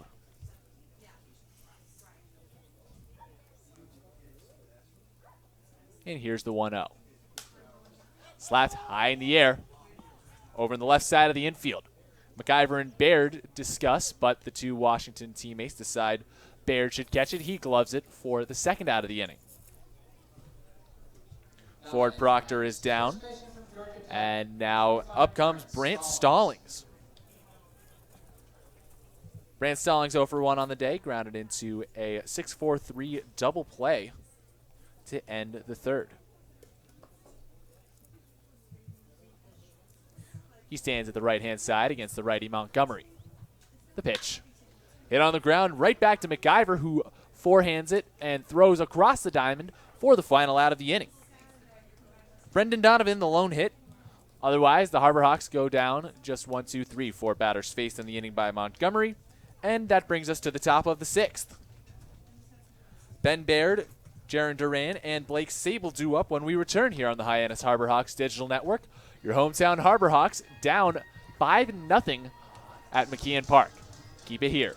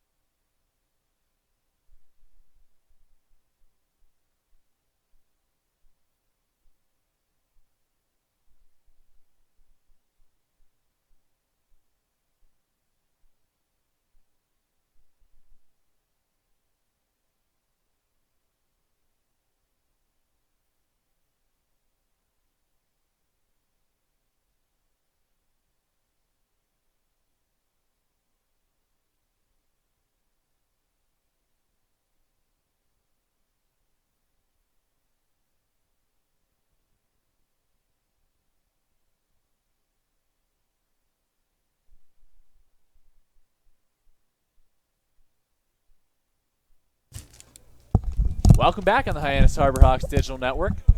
Chris Walker, my broadcast partner, joining me, Chris Lucy, in the booth, where the Harbor Hawks are down 5-0 here from McKeon Park. Lineup change. Ryan Olenek now taking over for Brant Stallings at first base. Connor Green, however, still on the mound after giving up a home run in the previous inning to Jake Anchia. Now he squares up the right-hander Ben Baird.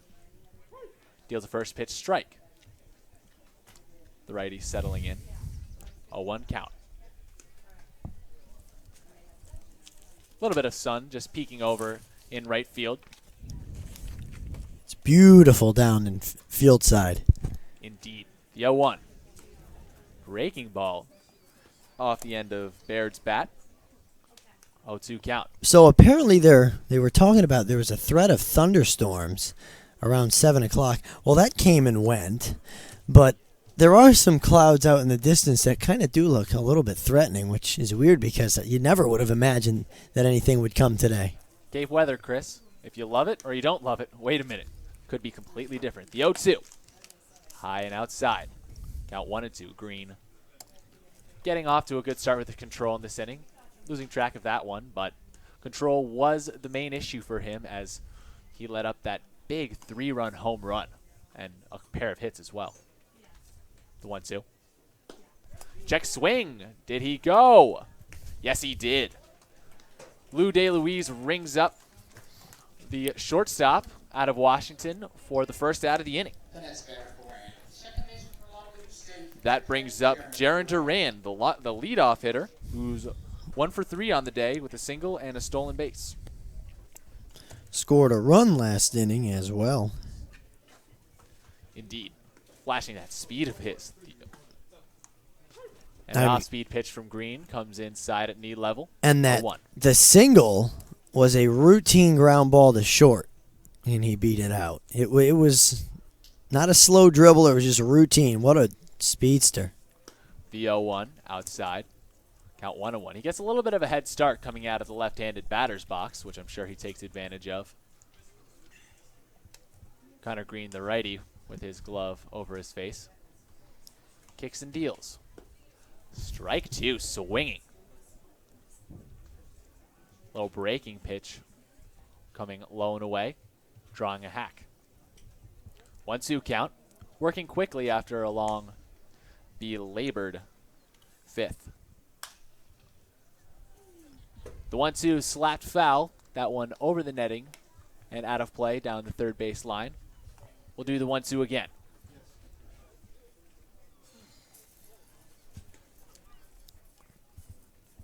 Here comes the 1-2.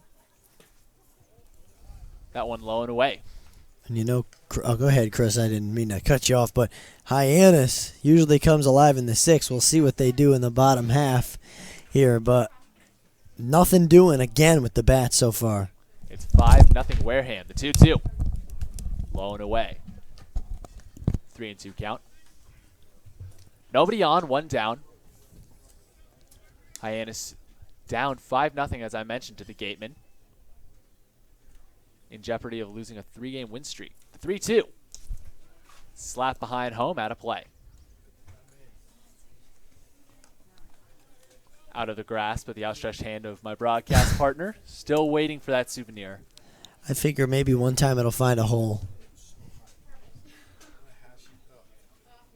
Net looks pretty good, though. It does. The 3-2. Looked good to Duran, but he hacks and misses. 2 away here now in the top of the sixth, bringing up Blake Sable. 1 for 3 on the day, but the one about as big as any other hit today. A solo home run out to right field that put Wareham up 1-0 early. Well, the strikeouts have certainly been something the Hyannis pitchers have done a lot of. That's 8 so far in just 5 2/3 innings for the pitching staff. And Sable at the left side takes low and inside. Count 1-0. And it's weird to have that stat, having given up 5 runs, but the pitching's either been on or it's been way off. It's been prone to giving up big hits. 2 home runs already. The 1-0, low and away, 2-0.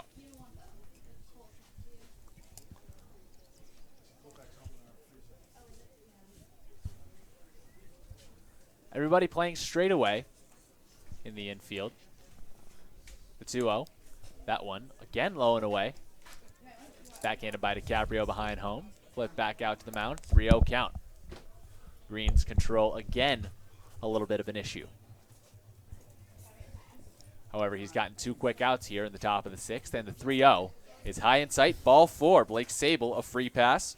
That brings up Willie McIver, who's 2 for 3 on the day with a pair of singles, a stolen base, and a strikeout. An RBI single, however, he brought Jaron Duran all the way around to score in the 5th. Lefty is up in the bullpen again for Hyannis. You would imagine if the control stays an issue that it'll be a quick evening for Green. The first pitch to McIver. Runner goes. DiCaprio stands right up, but pump fakes. No throw down as Hunter Stovall goes over to cover. And call that a free base for Willie McIver. Or Blake Sable. McIver still at the dish. 1-0 count on McIver.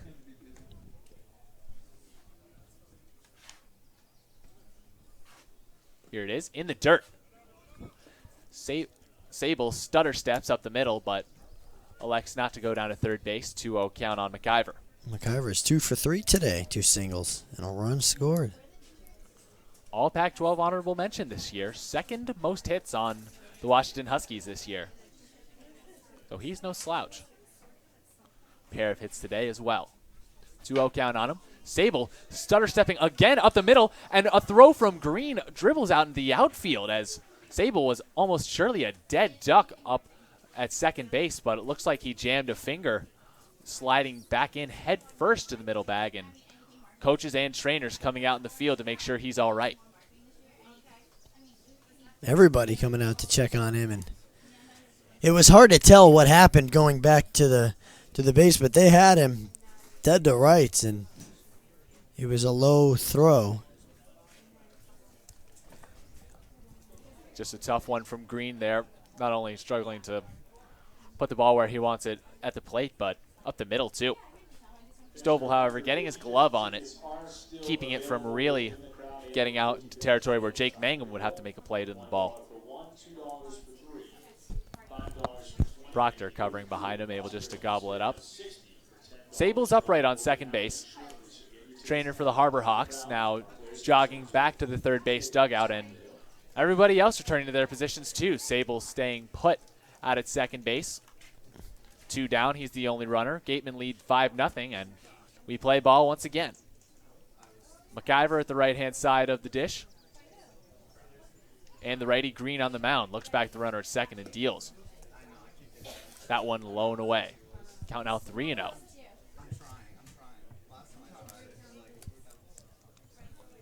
A lot of 3-0 counts for Green in his outing. Yeah. That last one down to Sable was a 4-pitch walk. He's on the verge of giving up another one. Here it is. Strike one. That an off-speed offering. Looked like a bit of a changeup over the outside corner.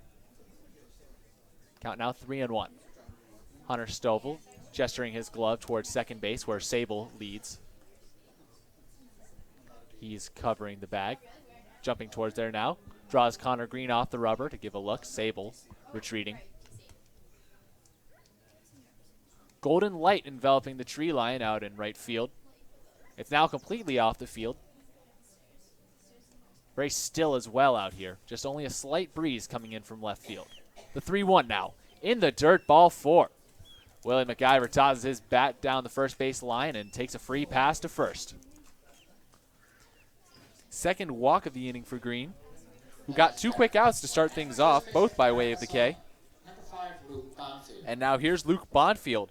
Again, 2 for 3 on the day with a pair of singles. 2 strikeouts, 2 walks. That's the kind of day it's been, though, for Green. He's had control issues all day. We got a visit from our mascot. Ozzy the Osprey joining us up here in the broadcast booth. And the first pitch to the righty at the plate from the righty on the mound is fouled off. I bet it's warm in there in Ozzy. Warm in what? He's a real hawk, isn't he? He's a real osprey. Of course. Come on, don't do that. The kid, don't kids. He's real. Okay, just don't worry. No, I'm saying I bet the Osprey's warm because he's all fuzzy. That's true. He's got a nice nest over down the right field line as well. The 0-1. Set on a line and high down left field way. Reese Hampton stops giving chase and just looks up because that one is gone.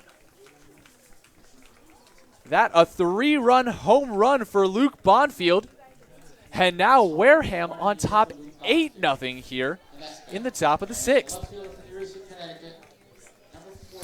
Well, this is not a good sign for the Harbor Hawks. I mean, 5-0 is one thing, but 3 home runs now, and 2 of them were 3-run shots. And it is not the pitching staff's day today. Not Connor Green's day either. 2 of those 3 home runs, both 3-baggers on his record. And now here comes John Topa. Started off this game with the only extra base hit against the Hyannis Harbor Hawks for the Gateman.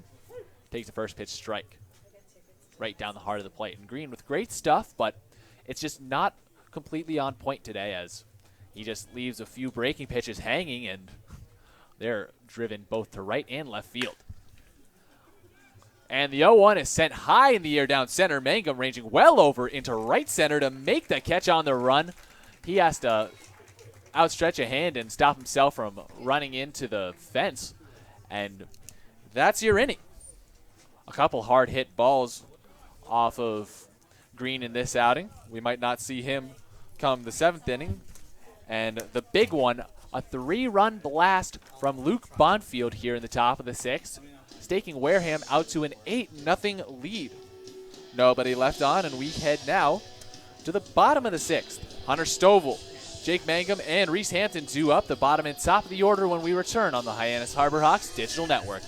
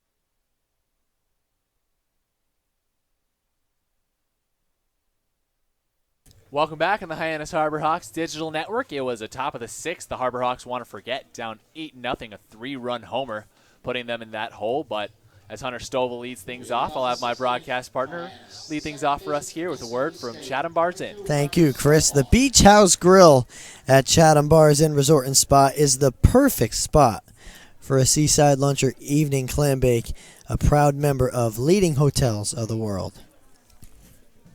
Hunter Stovall now at the right-hand side against Montgomery, the right-hander, coming in for his 3rd inning of work. Takes the first pitch strike over the outside corner. Stovall still in search of his first Cape League hit in his first official game. Sends a ball up the middle, that one into the outstretched glove of Baird, who throws across the diamond and gets the speedster for the first out of the inning. Those light pink cleats of Stovall's speeding fast down the line, but not enough. Jake Mangum, his Mississippi State teammate, now stepping up to the plate. 0 for 2 on the day after collecting a pair of hits yesterday. This makes things hard for the Harbor Hawks. Down 8-0. There's not a lot of hope in that dugout right now, so we should see if somebody we may see somebody try to break out of it, but it's hard right now. There you Mangum go. steps up to the left-hand side and drills it into center field. The first offering from Montgomery, a hit. That's why I talk, so they do the opposite.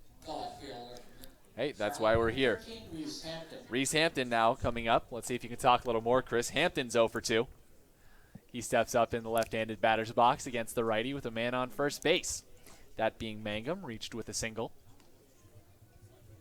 And the Harbor Hawks need to get a little offense going, down 8-0 to the Gatemen. First pitch to Hampton, high and outside. Count 1-0. And this game reeks of revenge for the Gatemen at the moment. Oh, yeah. The 1-0. A strike. Well, you know, when you lose 2 games to the same team in 1 week, that's just not good enough. And so this one was in the works. They were waiting for this game. The 1-1. Served out in the left field for a base hit. Jake Mangum jogs gingerly over to the second base. He stops up there, and Hampton's on with a single. So after the 6-4 ground out from Stovall, the next 2 men get aboard for Daniel Robinson, who's 0 for 2 today. No, he's looking for his first hit. Let's get all these 0-4 guys hits, and then maybe we'll tie the game back up. Always a possibility. only in the bottom of the 6th inning, down 8-0, however, against the Gatemen. Runners on first and second. The pitch. Strike. That one low and just over the outside corner. Good fastball from Montgomery.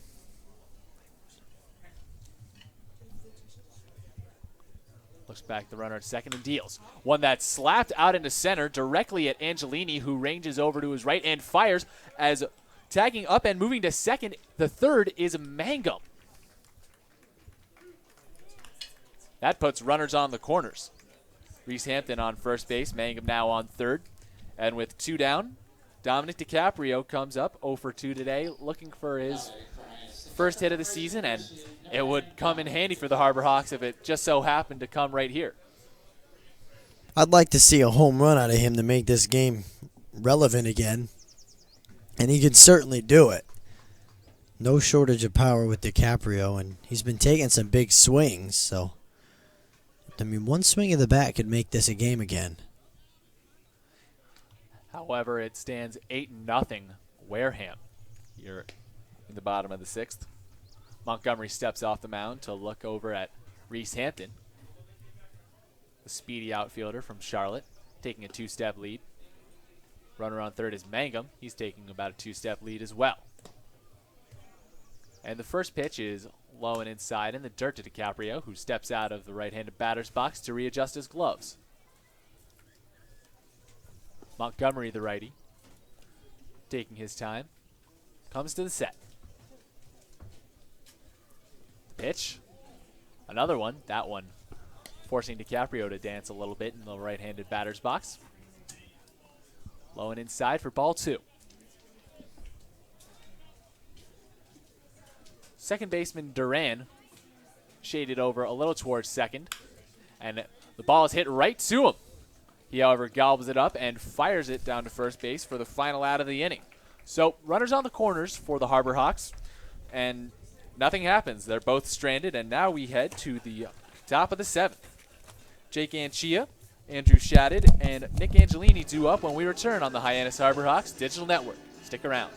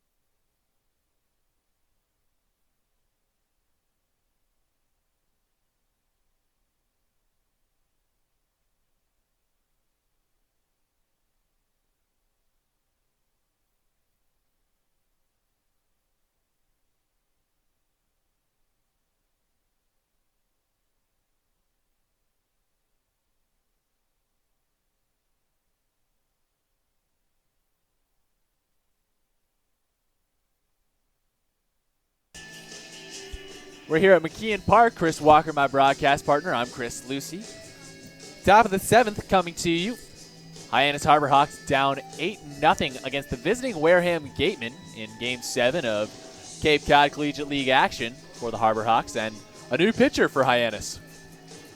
It's Ricky Constant, number 27, the lefty, 6'5", 190, UMass Lowell. He has 1 inning of work under his belt so far this season. Did not give up a run with a 1 inning. He walked 1, struck out 2, with that 12-6 curveball that he features, as well as the mid-90s, low to mid-90s fastball. Did have a high ERA in college, but that was in limited work. So, fresh start here. He's looked good early. And he comes in lieu of Connor Green, who had a rough 2 2/3 innings outing out there. And Jake Anchia steps up to the right-handed batter's box, takes ball 1, low and away. 2 home runs given up by Green. Those accounted for 4 earned runs on his part. The 1-0. That one low and away from Constant. Count 2-0. Anchia with one of those home runs. He's 2 for 2 on the day with a single, a home run, and was hit by a pitch in the first. Here's the 2-0. And he's hit again. He twirls around, says something I can't say on air, and then flips his bat over to first. If it were me, I would just be like, really? What did I do? But he gets a free pass. He's been on base 4 times. He hasn't. Well, maybe he hit a home run. He's done quite a bit for the Gateman today. Also looking good behind home plate as well. And now Andrew Shadid comes up. 1 for 2 on the day with a single and a fielder's choice. Runner on first bases. Anchia, and Shadid sucks back a bunt to take first strike.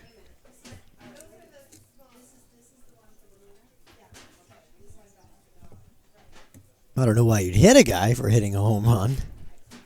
That's a good question. We've seen it happen famously as the 0-1 is fouled off down the first base line. We saw it happen notably in the major leagues this year. Hunter Strickland and Bryce Harper getting into it down in San Fran. A little bit of tit for tat. The guys out here are held to a higher standard for. Right. All Cape League players held to a very high standard by the residents out here who want nothing but just a happy summer for them. And the 0-2 is a curveball, missing the zone outside, 1-2. Players all have to be back at home after games by midnight. No drinking, swearing, fighting, and other things that mothers wouldn't approve of. Nothing but baseball, the 1-2. Curveball looping just outside of the zone again, 2-2. Well, the curveball has been off in the first 2 attempts for Constant. I mean, way outside. He gets a lot of action on it, though. 2-2. That one golfed to the left side of the infield. Ford Proctor waves everybody off and closes his glove on it for the first out of the inning, and there's 1 away with Nick Angelini coming up. Angelini 0 for 3. Reached on an error in the 4th, but popped out to center twice. He'll step up with a runner on first base, and his Wareham Gateman leading 8-0 over the Harbor Hawks here at McKeon Park. First pitch from Constant, a strike. Fastball pouring over the outside corner, 0-1. The runner on first base, Anchia, was hit by a pitch to start things off here in the 7th. He takes a lead on Olenek, who holds him on at first. The 0-1, low and inside. Forces a quick shuffle of the feet from Angelini to get out of the way. Every batter has seen one of those in this inning from Constant.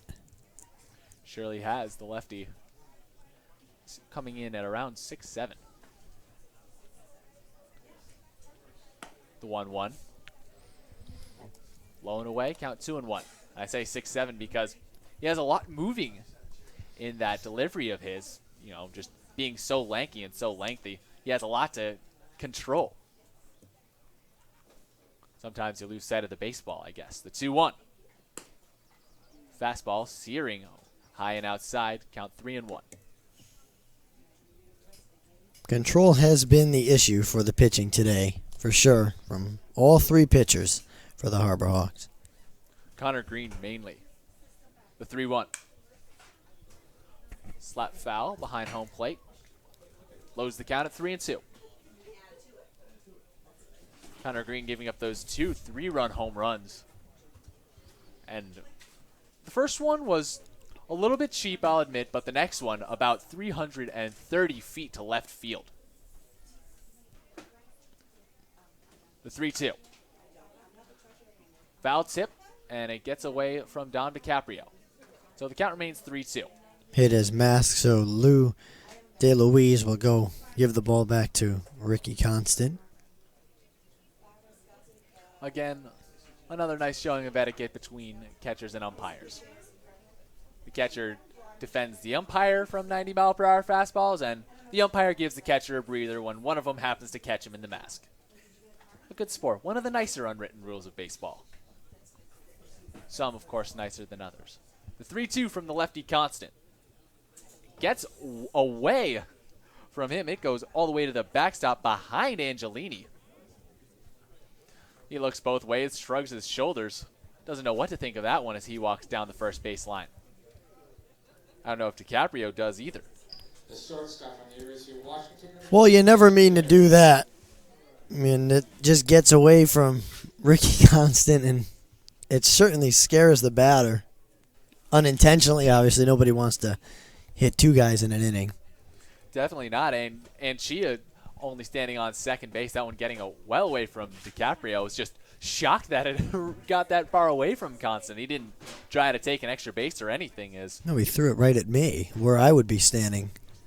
I mean, that's like 5 feet to the left of the batter. Uh-oh. Ben Baird stands in the right-handed batter's box and rips one high in the air to center field. Jake Mangum settles under it and fires into the infield as tagging and reaching third base is Anchia. The throw drew Donovan off the bag, so runners on the corners with two away, bringing up Jaron Duran, the speedster out of Long Beach State, who is 1 for 4 on the day. I thought on the crack of the bat that might have been a lot deeper than it was. Luckily for Constant, it stayed in the park, and there's two away now. Try to get out of this jam. He'll have one of the tougher outs in the Gateman's lineup to do it against. The lefty standing in the box takes the first pitch strike from the lefty on the mound.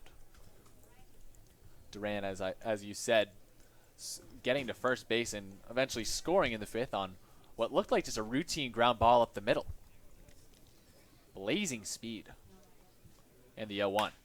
Hit on the ground right to Constant, who gloves it forehand and underhands down to Olenek at first base for the final out of the inning. No hits, but some interesting control issues on the mound for Constant as he strands two men on base, and we head to the bottom of the 7th inning. Robert Newstrom, Brendan Donovan, and Ford Proctor coming up to the plate at the 5, 6, and 7 spots as we stand up and stretch a little bit here at McKeon Park. The Hyannis Harbor Hawks down 8-0 on the Hyannis Harbor Hawks digital network. Stick around.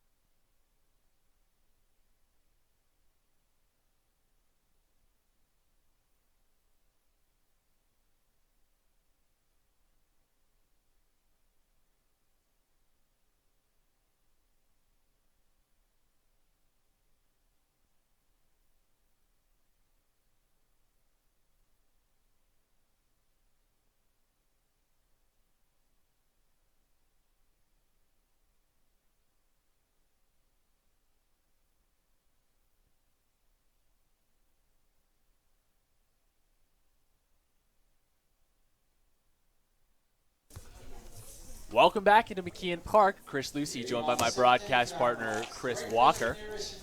Hyannis down 8-0 to the visiting Gateman as now Robert Newstrom steps up to the plate, 1 for 2 on the day. stands in the left-handed batter's box against the right-hander Montgomery, out for his 4th inning of work. The righty deals. Strike 1. In on the hands, but catching just enough of the plate.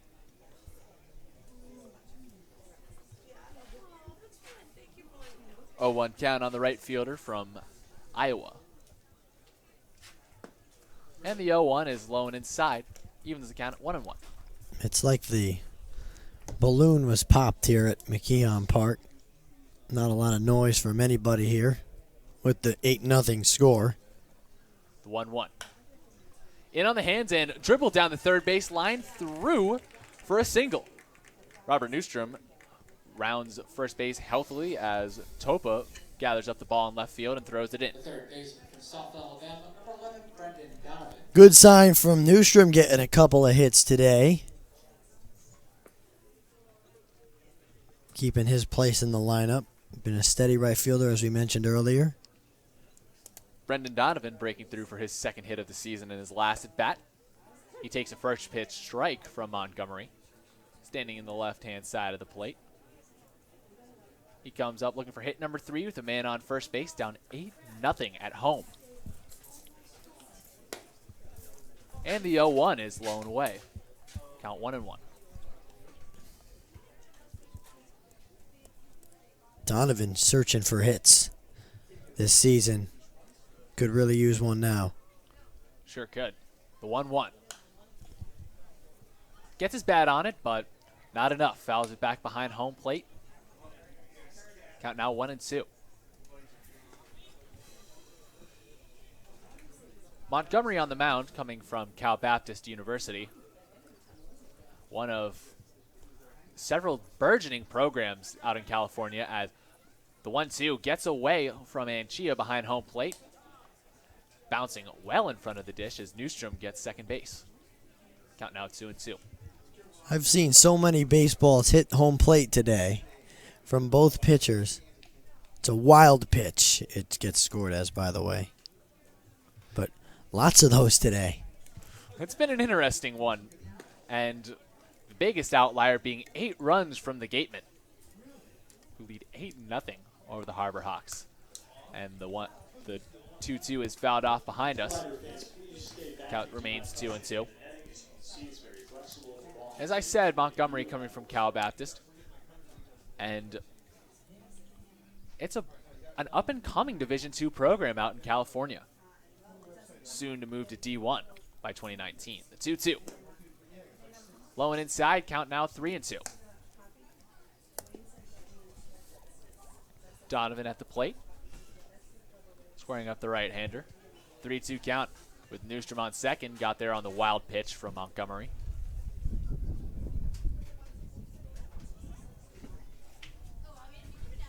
Wind starting to pick up here in Hyannis. The payoff pitch. Clubbed high in the air down the right field side.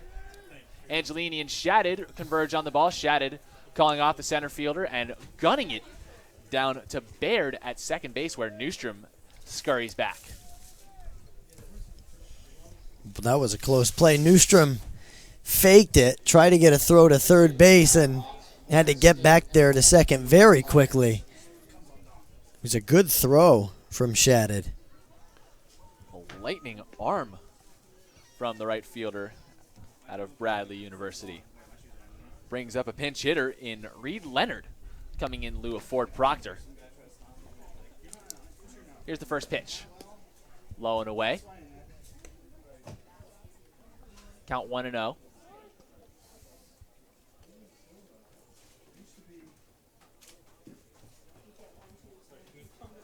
Leonard still looking for his first hit of the season as time is called. Montgomery getting a visit from the pitching coach. He's 0 for 8 on the young season. The Wareham Gateman pitching coach now retreating to the first base dugout. A little bit of activity going on out in the Wareham bullpen down the right field line. But they stay with the righty.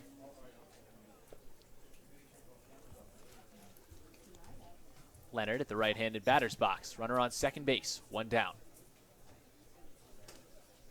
The 1-0. Missing low and away. Off-speed offering for Montgomery. Count now 2-0.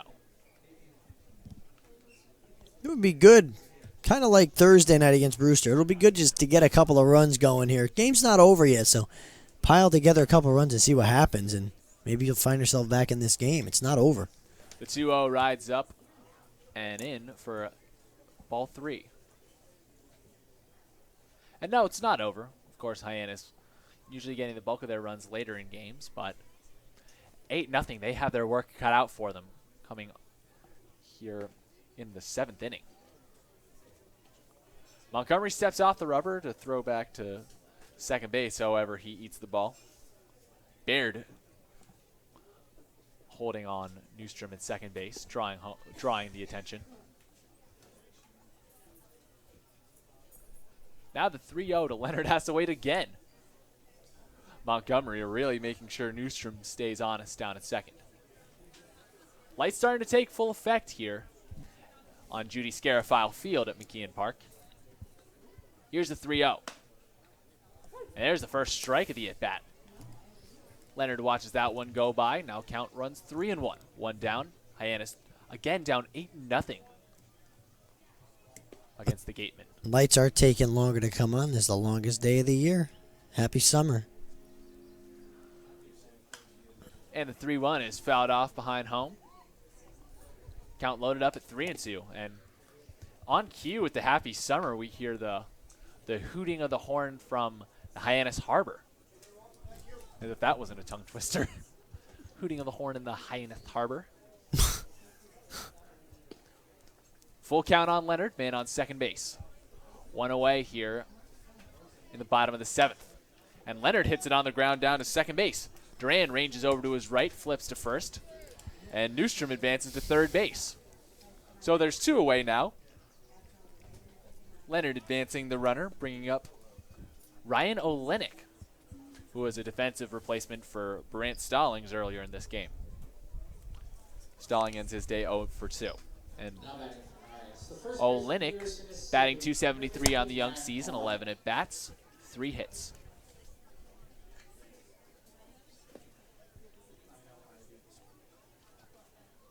He stands at the right-hand side. The righty, Montgomery, deals in on the hands, and Olenek forces it foul down the first base line. Olenek is known for crowding the plate. You mentioned he was hit a ton in college, and he's been hit once this year. But it's just crazy how, and he's so tall, he's got the long arms. He just stands really close to that chalk right next to home plate. The 0-1. Golfed out into left field. That, however, right to John Sopa, who doesn't move an inch to glove that for the final out of the inning. Hit right on the head, but what can you do? Bad placement. And now we head to the top of the 8th inning. Robert Newstrom stranded on third base as Blake Sable, William McIver, and Luke Bonfield, the 2, 3, and 4 spots in the Gateman order, await their trips to the plate. We'll be right back with that after a quick break here on the Hyannis Harbor Hawks Digital Network.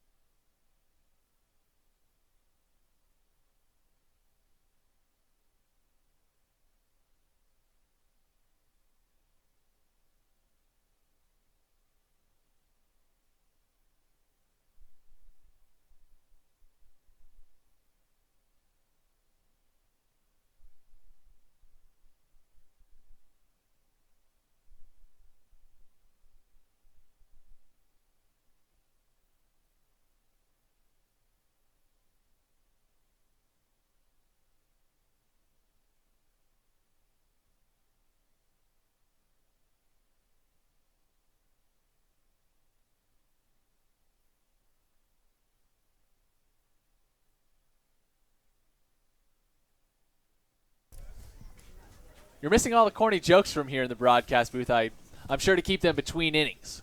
Chris Walker, my broadcast partner, joining me Chris Lucy and my awful sense of humor, where the Wareham Gatemen lead the Hyannis Harborhawks 8-0. Ricky Constant back out for his second inning of work. Throws ball 1 to Blake Sable, who's 1 for 3 on the day with a walk and a home run out to right field in the first inning. That was the first of 8 Gateman runs who have piled on the Harborhawks today.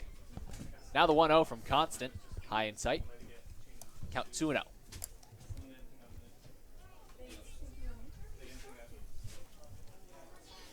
Temperature's starting to cool here in Hyannis. That breeze coming from left to right. Waving the flag out in right center field, and the 2-0 is way outside for ball 3. Constant with those long arms really just starting to miss the zone.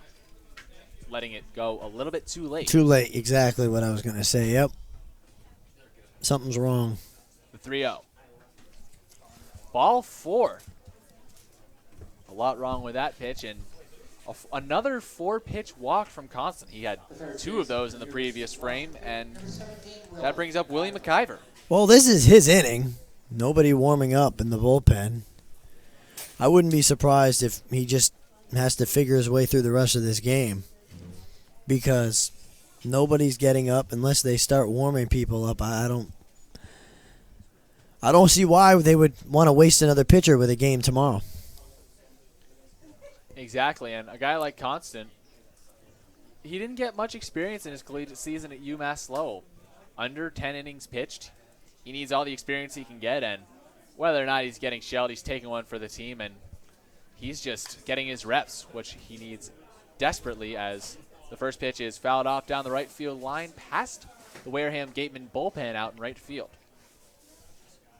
Count 0-1 on McIver, who's 2 for 3 today with a pair of singles, stolen base, and a strikeout. Also walked in the top of the 6th. The 0-1. Hit on a line up the middle, and that is going to drop in for a base hit. Advancing to second is Sable. He stops up there. Mangum ranging over to right center, throws it into the infield, and McIver's on.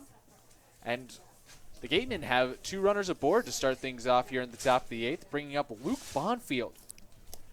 You don't want him up with 2 on. He had a 3-run home run last time. No, sir. Not a welcome sight for Harborhawks fans.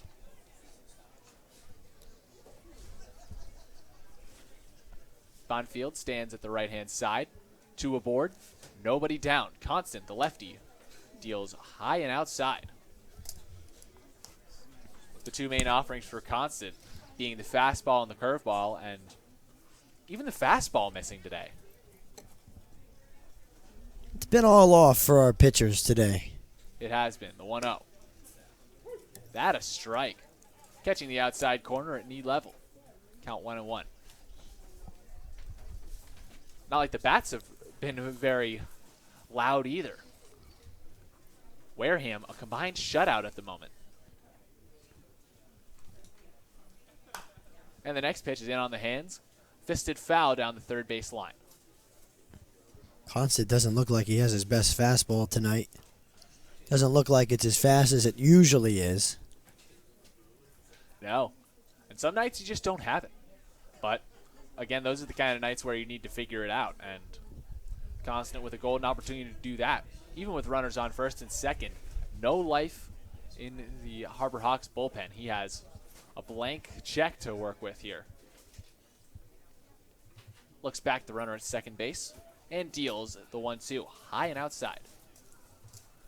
That draws DiCaprio out from behind home. He makes a nifty grab, however, holds everybody on.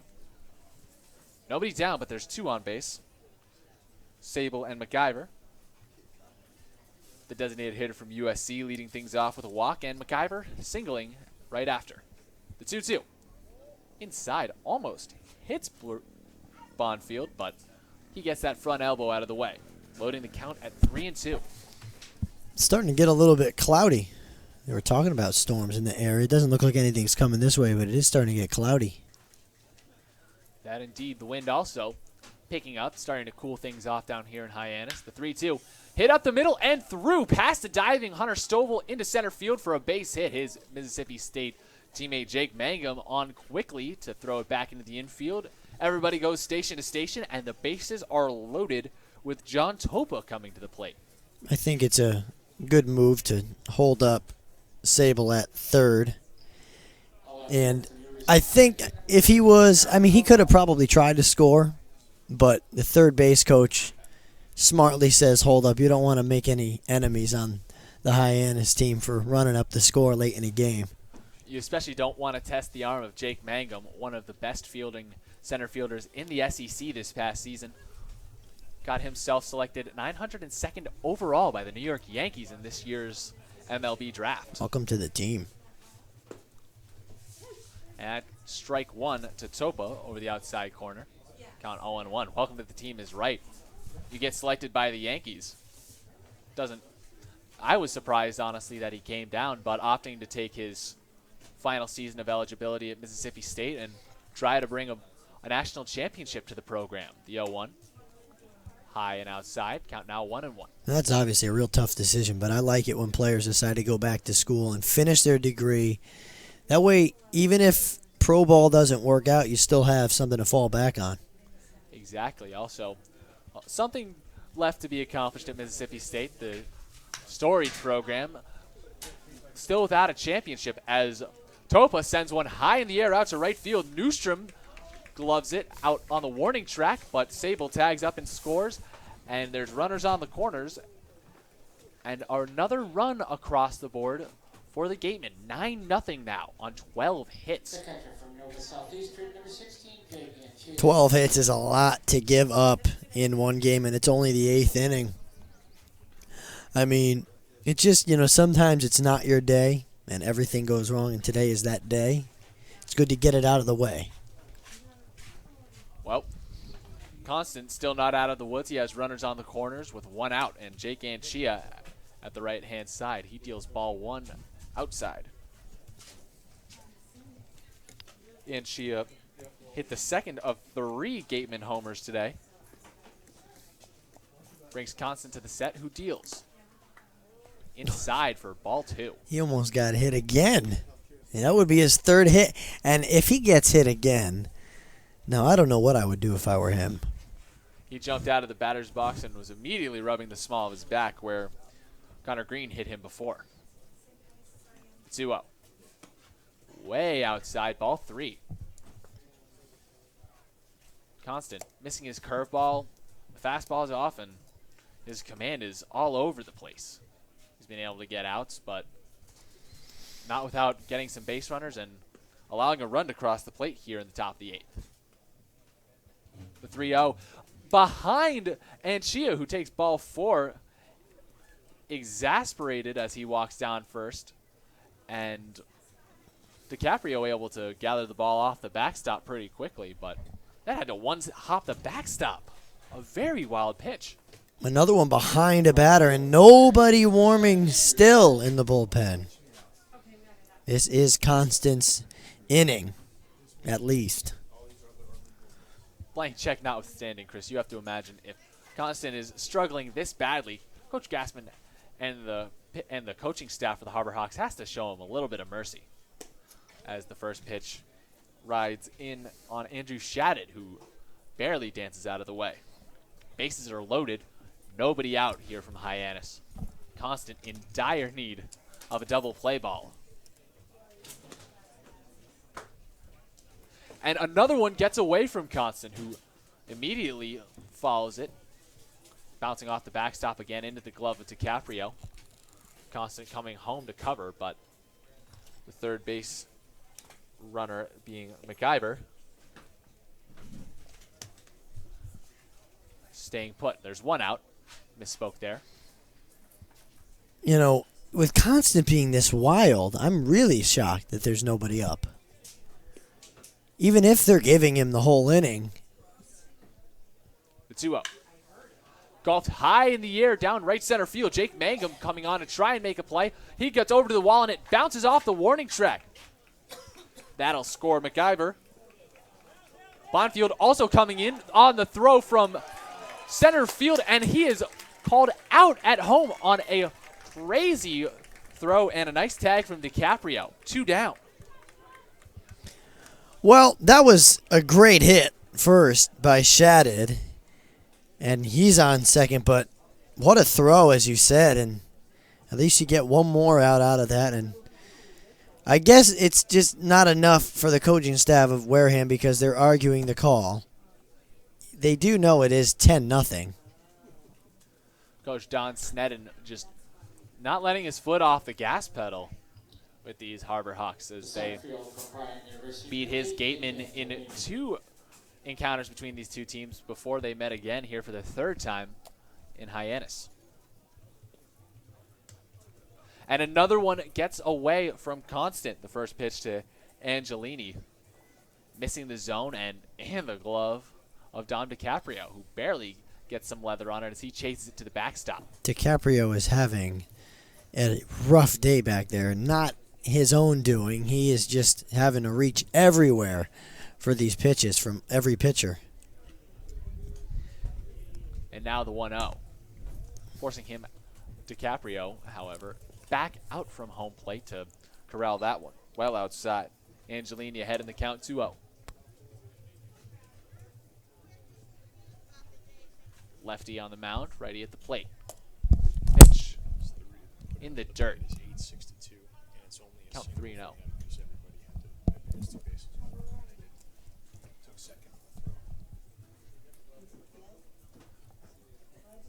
3-0 count on Angelini.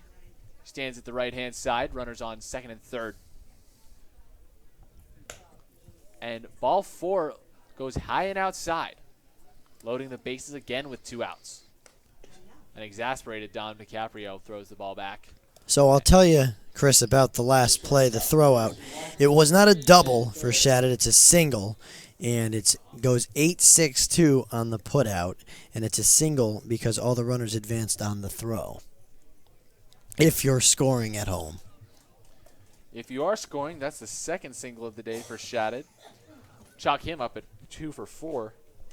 And now Angelini still looking for his first hit. Walks down to first base, and a first pitch strike is thrown to Ben Baird, who also has yet to get on today. 3 walks this inning. Man, 3 hits given up by Constant. The 0-1. Curveball thrown for a strike to Baird. The lefty freezing up the righty at the plate. Bases loaded. 0-2 count. A big pitch coming up for Constant. It's been a rough one for him. He's allowed 2 runs to come across the plate today, this inning alone. The 0-2. Ball 1, high and outside. Finally some action in the bullpen for Hyannis as a lefty gets warm. Bullpen has been a little bit taxed over the last few days. Trying to save those arms, but the 1-2. In on the hands and flipped foul down the first base line. Out of play. Count remains 1-2. Base is still loaded.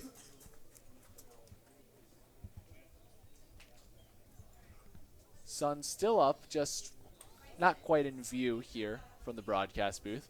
The lights are on, taking effect a little bit more now than they have previously. The 1-2 from the lefty Constant, a looping curveball just missed by Baird. He fouls it back into the screen. Staying alive at 1-2.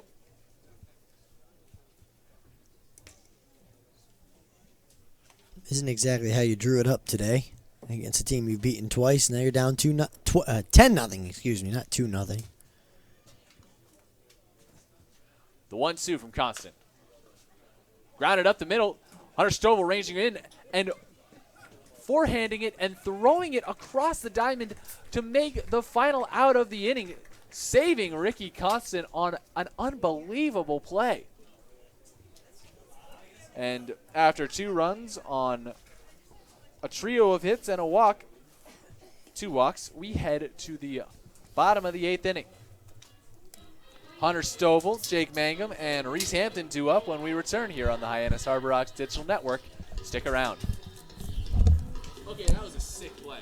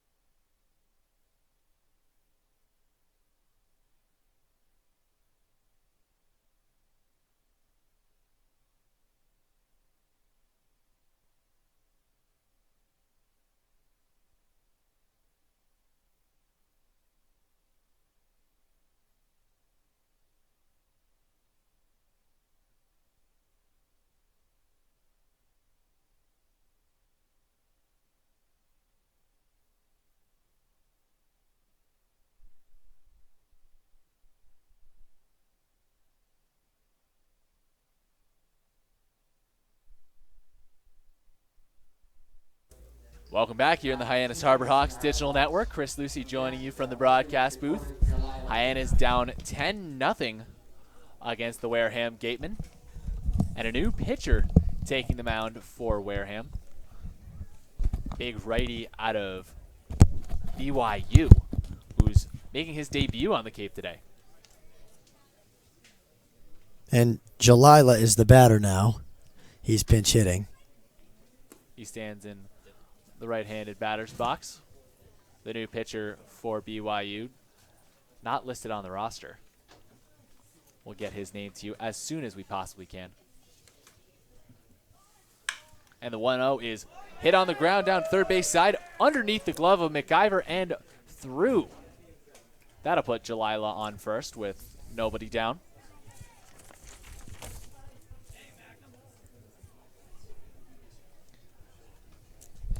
And with a man on first, Jake Mangum steps up to the right-hand side of the plate. The next batter for the Harbor Hawks, the center fielder from Mississippi State, number 1, Jake Mangum.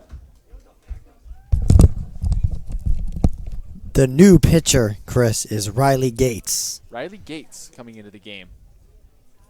He squares up the righty Mangum. And the 1-0. Low and away, ball 2. Mangum 1 for 3 today. Had a single in his last trip to the plate.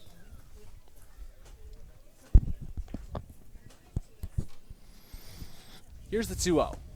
Swing and a miss.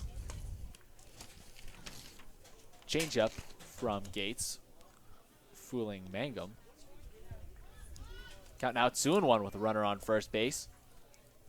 Been a little bit of a laugher here from McKeon Park. 10-0 Wareham in a big-time revenge game for the Gatemen, who lost 2 of the previous 2 games against the Harbor Hawks. By the way, that hit for Jalila was his second as a Harbor Hawk. It was scored a hit. Those of you Oh, it wasn't? Okay. scored an E5 actually, and now Mangum skies it high in the air to center field for an Angelini who just stays put and puts up his glove to record the first out of the inning. I didn't see them put it up on the scoreboard, so I just assumed. I thought it looked like an error. Should have been an error. It was.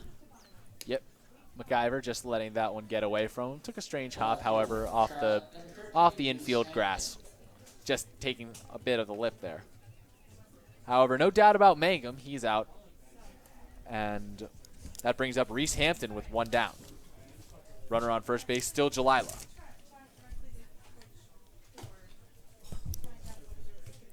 Gates there, the first pitch, ball low and away. Hampton also 1 for 3. He had a single in his most recent at bat. Now the 1-0. Hit on a line down in left field. That one bounces once in front of the warning track and goes all the way to the wall, bringing Jalila to third base, and Hampton standing up into second with a double. Chris Hampton is one of the most productive guys on this team. 2 hits on a day where the team has no runs and down 10-0. He still finds a way. 2 for 4 today. And he brings Hyannis about 90 feet away from breaking the shutout. However, cutting into this 10-0 lead in any significant way is a taller task. Possibly one that Daniel Robinson is up for. He stands in the right-handed batter's box. And the first pitch from Gates is in the dirt. Well, you got to figure. You got 5 outs left to play with. There's not much you can do, but make the most of what you got left. So, I mean, a home run here makes it 10-3. It would make you feel good about yourself. It's just a pride matter at this point. The lefty deals inside, ball 2. Lefty on lefty matchup. Lights now in full effect at McKeon Park, shining down on Judy Scarafile Field. Runners on second and third with 1 away. And the 2-0 is hit on the ground down first base side and bounces foul. Bonfield coming on to make the play, but snares it in foul territory. That was the right call. Right to the right at first base. Would have been cool if it could have squeaked through and get a run or two in. Dakota Jalila was on it. He made sure to step on home plate as he came back, reaching the base before it was even called foul almost. The 2-1 from the lefty. Rides in high on Robinson, but called a strike. The designated hitter exchanges a few words with the home plate umpire, DeLuise. And it's 2-2. Runners on second and third with one out. Here in the bottom of the 8th inning, Hyannis down 10-0. And the 2-2 is low and away, 3-2 count.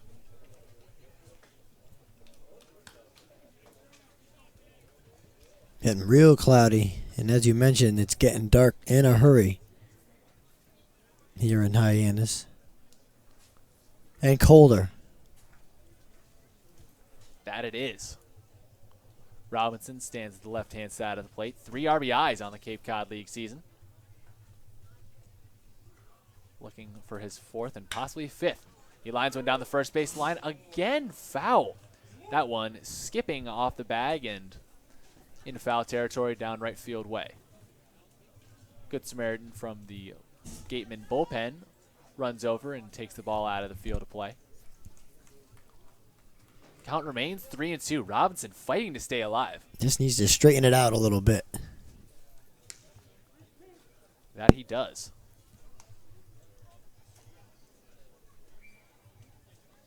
One of only 3 Harbor Hawks with multiple RBIs this season. And he swings at a 3-2 fastball, just tipping it enough to force it out of the glove of Anchia. Count still full at 3-2. It's been a battle between these two lefties. Good to see. Even though they're down 10-0, you still want to fight for every at-bat and every pitch.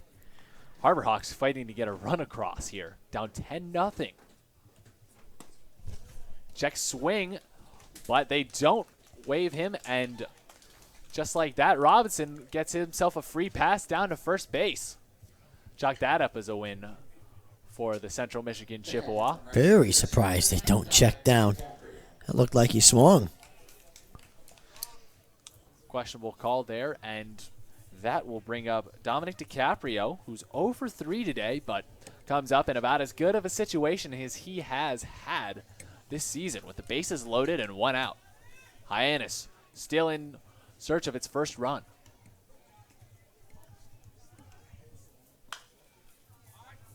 First offering from Gates is fisted foul down the first base side, out of play.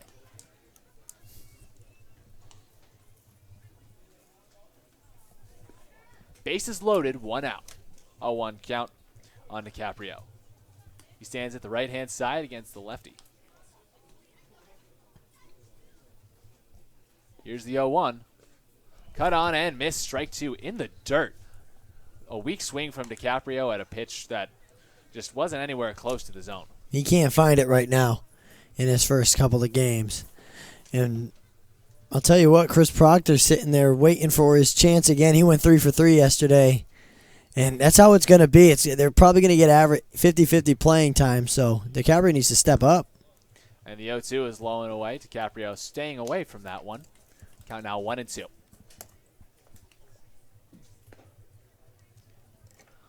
And Proctor, just as he's been serviceable hitting the ball, he is a defensive wizard behind the plate. Really handling the staff well, too. The 1-2. Just missing outside. That around belt level. Count even at 2-2. It's a close pitch to take for DiCaprio. Surprised he didn't try to foul it off. But he gets a good call, lucky call. And now he awaits the 2-2. Gates deals. And it's a swinging strike 3. Dakota Jalila comes home from third. He scores. And finally, the Harbor Hawks scratch a run across the board. Down DiCaprio stops halfway down the first base line, electing not to try and beat it out. They'll count that as a steal for Jalila, as he wasn't forced home on a throw of any kind. Well, there weren't two outs, and the base was occupied, so he couldn't go to first. Good DiCaprio. Exactly. So, Hyannis will take it. And that brings up Robert Newstrom. Stands in the lefty batter's box against the lefty. Takes ball one low and inside. And the throw from Anchia almost getting away from Gates on the mound, who has to jump up and backhand stab it to keep it from going into the outfield. So the last thing you want up 9 runs is to start getting lazy. Certainly not what Coach Don Snedden wants to see out of his Gateman, as the 1-0 is sent high in the air down the first base line. Bonfield ranges over almost all the way to the Wareham Gateman dugout to take the final out of the inning into his glove, but not before the Harbor Hawks can finally break the curse. Dominic DiCaprio swings through strike 3, and it gets away from the catcher Anchia and gives Dakota Jalila his way home for the first run of the game. Hyannis Harbor Hawks, however, down 10-1 against the Wareham Gatemen as we head to the top of the ninth. Jaron Duran, Blake Sable, and Willie McIver, the top of the order, due up for the Gatemen when we return here on the Hyannis Harbor Hawks Digital Network.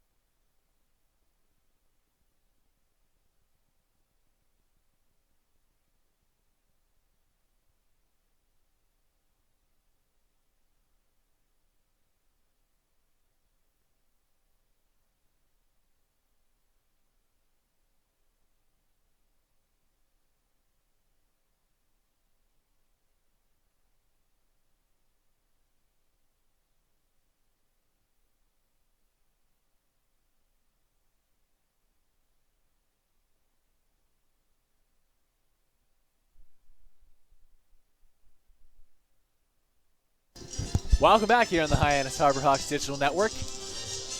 Chris Lucy joining you from McKeon Park, where the Harbor Hawks are down 9 runs here in the top of the ninth. A new pitcher on for the Harbor Hawks and Nick Swan, but first a word about Curry College. Thank you, Chris. Curry College offers 14 NCAA Division III athletic teams in sports like football, baseball, softball, basketball, hockey, soccer, lacrosse, tennis, cross country, and volleyball. The first pitch from Swan, a ball low and away, count 1-0. You can read about the success of the Curry Colonels, and their championship teams online at www.curry.edu. Jaron Duran stands at the left-hand side of the plate, and he takes strike 1 over the outside corner. So Swan is from Florida Atlantic. He's a junior. He had a 5.14 ERA there, 1-1 record. And I'll tell you what, I'll tell you after this. As he has a pitch grounded down to second base where Dakota Jalila bobbles initially, but fires down to Ryan Olenek just in time to get the speedster Duran one away here in the top of the ninth. Almost made it safely there, too. But Swan only gave up 20 earned runs. Batting average against was .289, so we'd like to have that lower. Swan did pitch once this season. He pitched 1 inning of scoreless relief at a strikeout, so his ERA is spotless. And we have a pinch hitter coming in for the Gatemen. Blake Sable out, and enter Robbie Metz. He steps up to the right-handed batter's box. Swan on the mound. The lefty comes to the set and deals. High and outside for strike one. Metz, a CCBL All-Star last year for the Gatemen. Batted .280 and 132 at-bats. Takes ball one high and away, and off to a good start. Not quite, actually. 19 at-bats, only 2 hits. 105 hitter. The 1-0. Cut on and missed for strike two. Waving at the offering from Swan. 1 out, nobody on. Swan ahead 1-2 already. Looking to make quick work at this top of the ninth. Here's the 1-2. Swing and a miss. Robbie Metz gets a pinch hit at bat and doesn't really do anything with it and goes down swinging for the second out of the inning. The third base, can you receive Washington? Well, it's good for Swan to get the first 2 outs quickly and give himself some confidence, and it is just mop-up duty right now, but important innings as coaching staff's trying to see who's going to be the go-to relievers later on, and Swan has certainly looked good in his inning in 2/3. And Swan throws the first pitch strike to Willie McIver.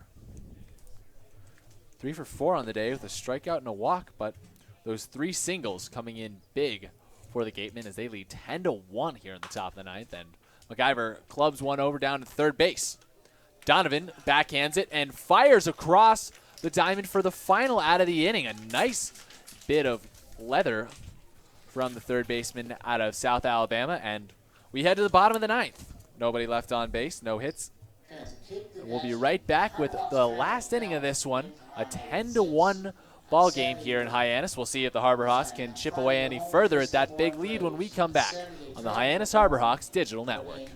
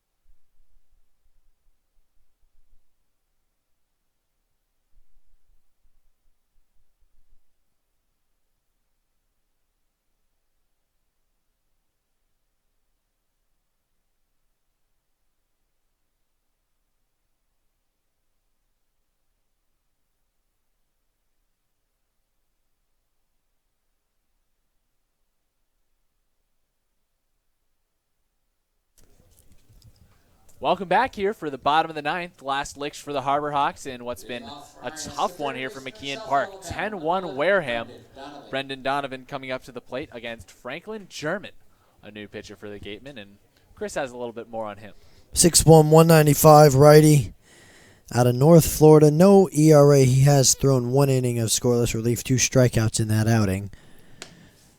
He's trying to finish this one out. And German throws ball one on the outside corner, just a little bit high. The 1-0. Cut on and missed. Evens the count at 1-1. A little bit of German on German out here. Franklin German, of course, with the last name, but Brendan Donovan, born in Würzburg, Germany. Interesting little tidbit here. Anything to keep Harbor Hawks' face is smiling as the 1-2 is cut on. The 1-1 is cut on and missed for strike 2. Or keep them awake. That too. It's been a little bit of a sleeper here for McKeon Park. 10-1 Wareham. As the 1-2 is flipped foul down the third base side, out of play.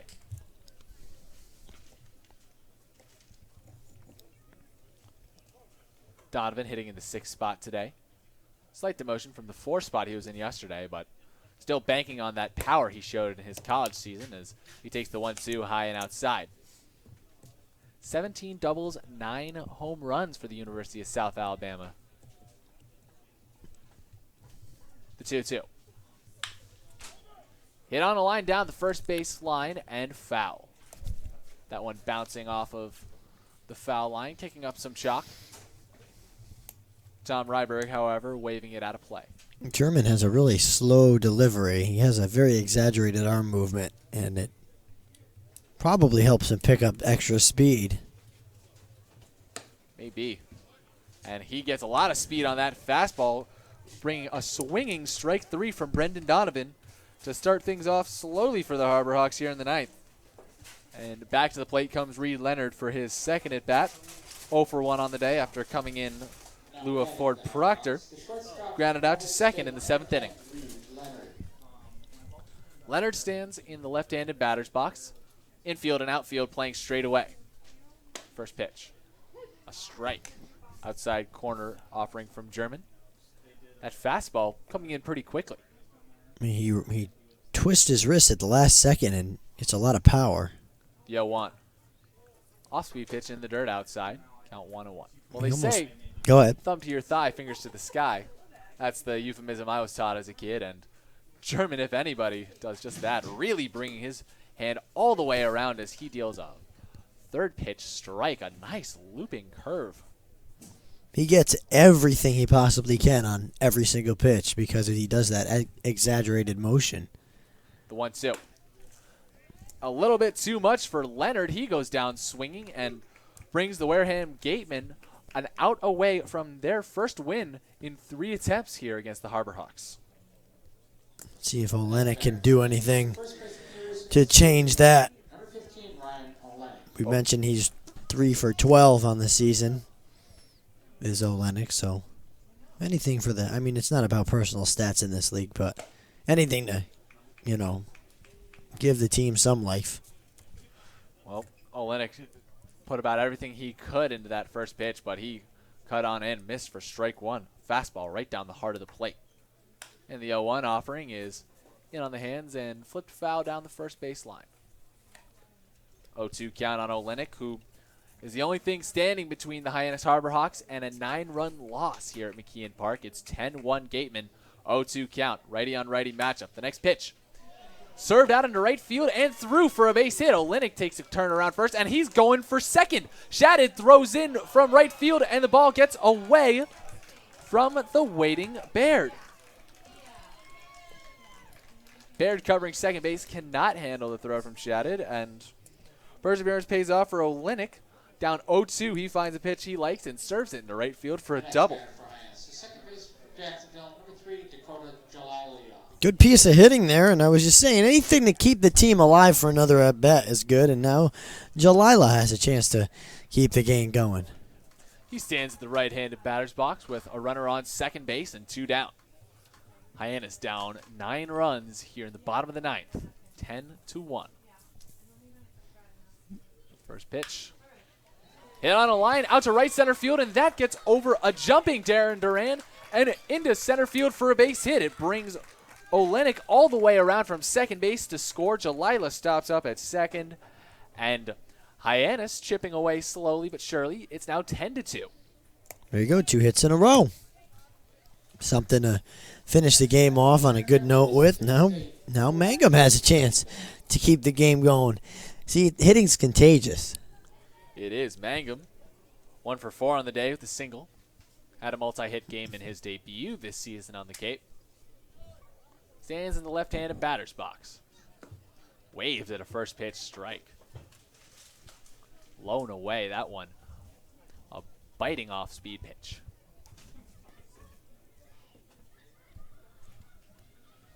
0-1 count.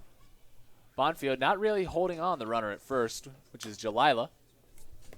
Mangum serves one foul down toward the Wareham dugout. 0-2 count.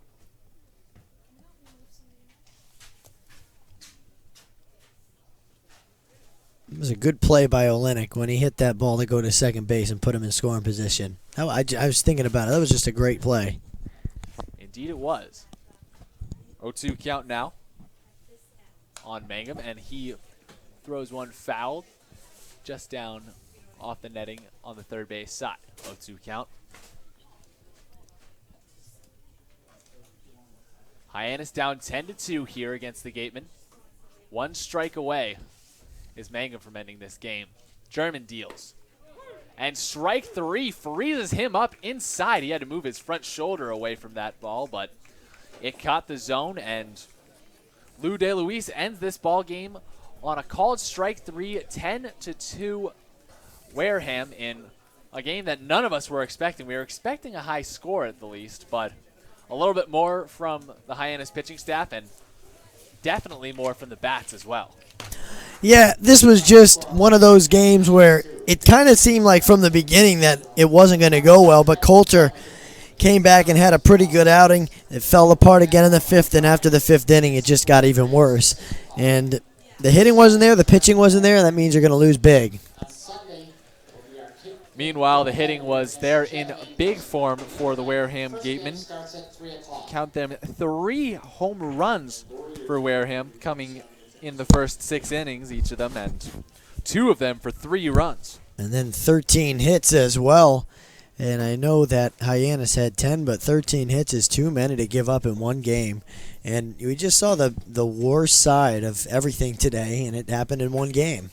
And it happened against a team the Harbor Hawks had beaten twice going into this contest. A 3-0 win here at McKeon Park to start things off in the 2017 season. And then only a short while ago, the Harbor Hawks went down to Wareham and won 6-2.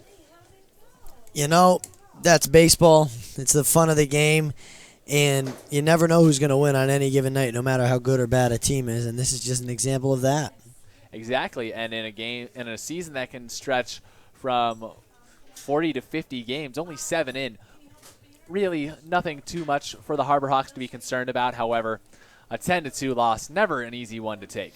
No, they are 3-3-1. They're at 500 technically. They have themselves 7 points, if you're keeping track in the points department in the standings. I mean, there's a lot of good that happened. There's some bad that happened. There's some things to work on, and 7 games in is a good measuring stick of how the season's going to go. It's only a 44-game season. First 10 games are very important, and they're doing okay. I give them like a B-. Well, a B- so far in the first 7 games here, and we'll be back with a little bit more on this contest when we come back here on the Hyannis Harbor Hawks Digital Network.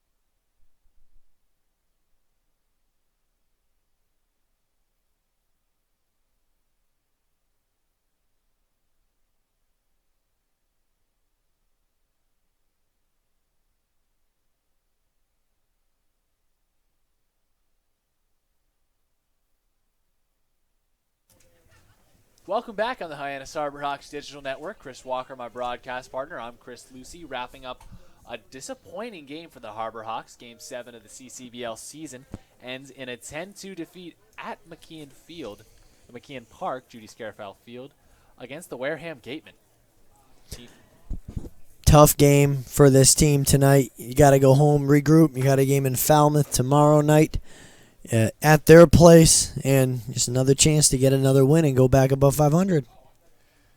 Exactly, and of course you can expect a little bit more from us after this game with our post-game show coming up on the YouTube page. That would be Hawk Talk, a little at-home post-game show. You can catch us down on the field for that. And Chris, just before we really close things up here, of course a 10-2 decision, not one that'll sit well with most of the Harbor Hawks, but there's some positives that can be brought out of this game. Right. Well, first of all, the 6 strikeouts from Coulter were a good plus for him. He did give up the 4 earned runs, and 2 of them were his responsibility from one of the 3-run home runs. But he did strike out 6. He had good stuff today, and he came back after struggling in the first inning, which is good. And then Robert Newstrom had 2 hits as well. You mentioned Reese Hampton while we were off air had 2 hits today as well. So there were positives. Indeed, and Hunter Stovall making his debut tonight. He had an 0 for at the plate, 0 for 2, but made a slick play up the middle early on to stop the bleeding in what was a very treacherous 7th inning for the Harbor Hawks. Right. It's good to get these guys in. Mangum and Stovall are going to just, they're going to get their reps, and then they're going to fit right in with this team. I mean, Mangum hasn't missed anything. He had a hit he had a couple hits last night, had a hit today. So he's settling in nicely. Now we got to get Stovall too. Exactly, and that's only 2/3 of the Mississippi State contingent that have touched the field for the Harbor Hawks so far this season. Tristan Barlow still due up for his first appearance. He came last night and threw a bullpen in Chatham, was looking good, and we'll be sure to see him going forward. He was a stalwart on the Cape last season. Right, I'm excited that we got all our guys that we're going to have. We got our guys from school coming back, that were late with teams going deeper into the playoffs or waiting out to see what the contracts look like. But I think our team is starting to take pretty good shape right now. Pretty good shape, and hopefully tomorrow looks a little bit better than today. Hyannis down 10-0 by the Gatemen here at McKeon Park, and we'll come back to you with a little bit more on this game with our Hawk Talk, which you can check on our YouTube page shortly after this one is all wrapped up. But for the last licks on our broadcast here, I'm Chris Lucy.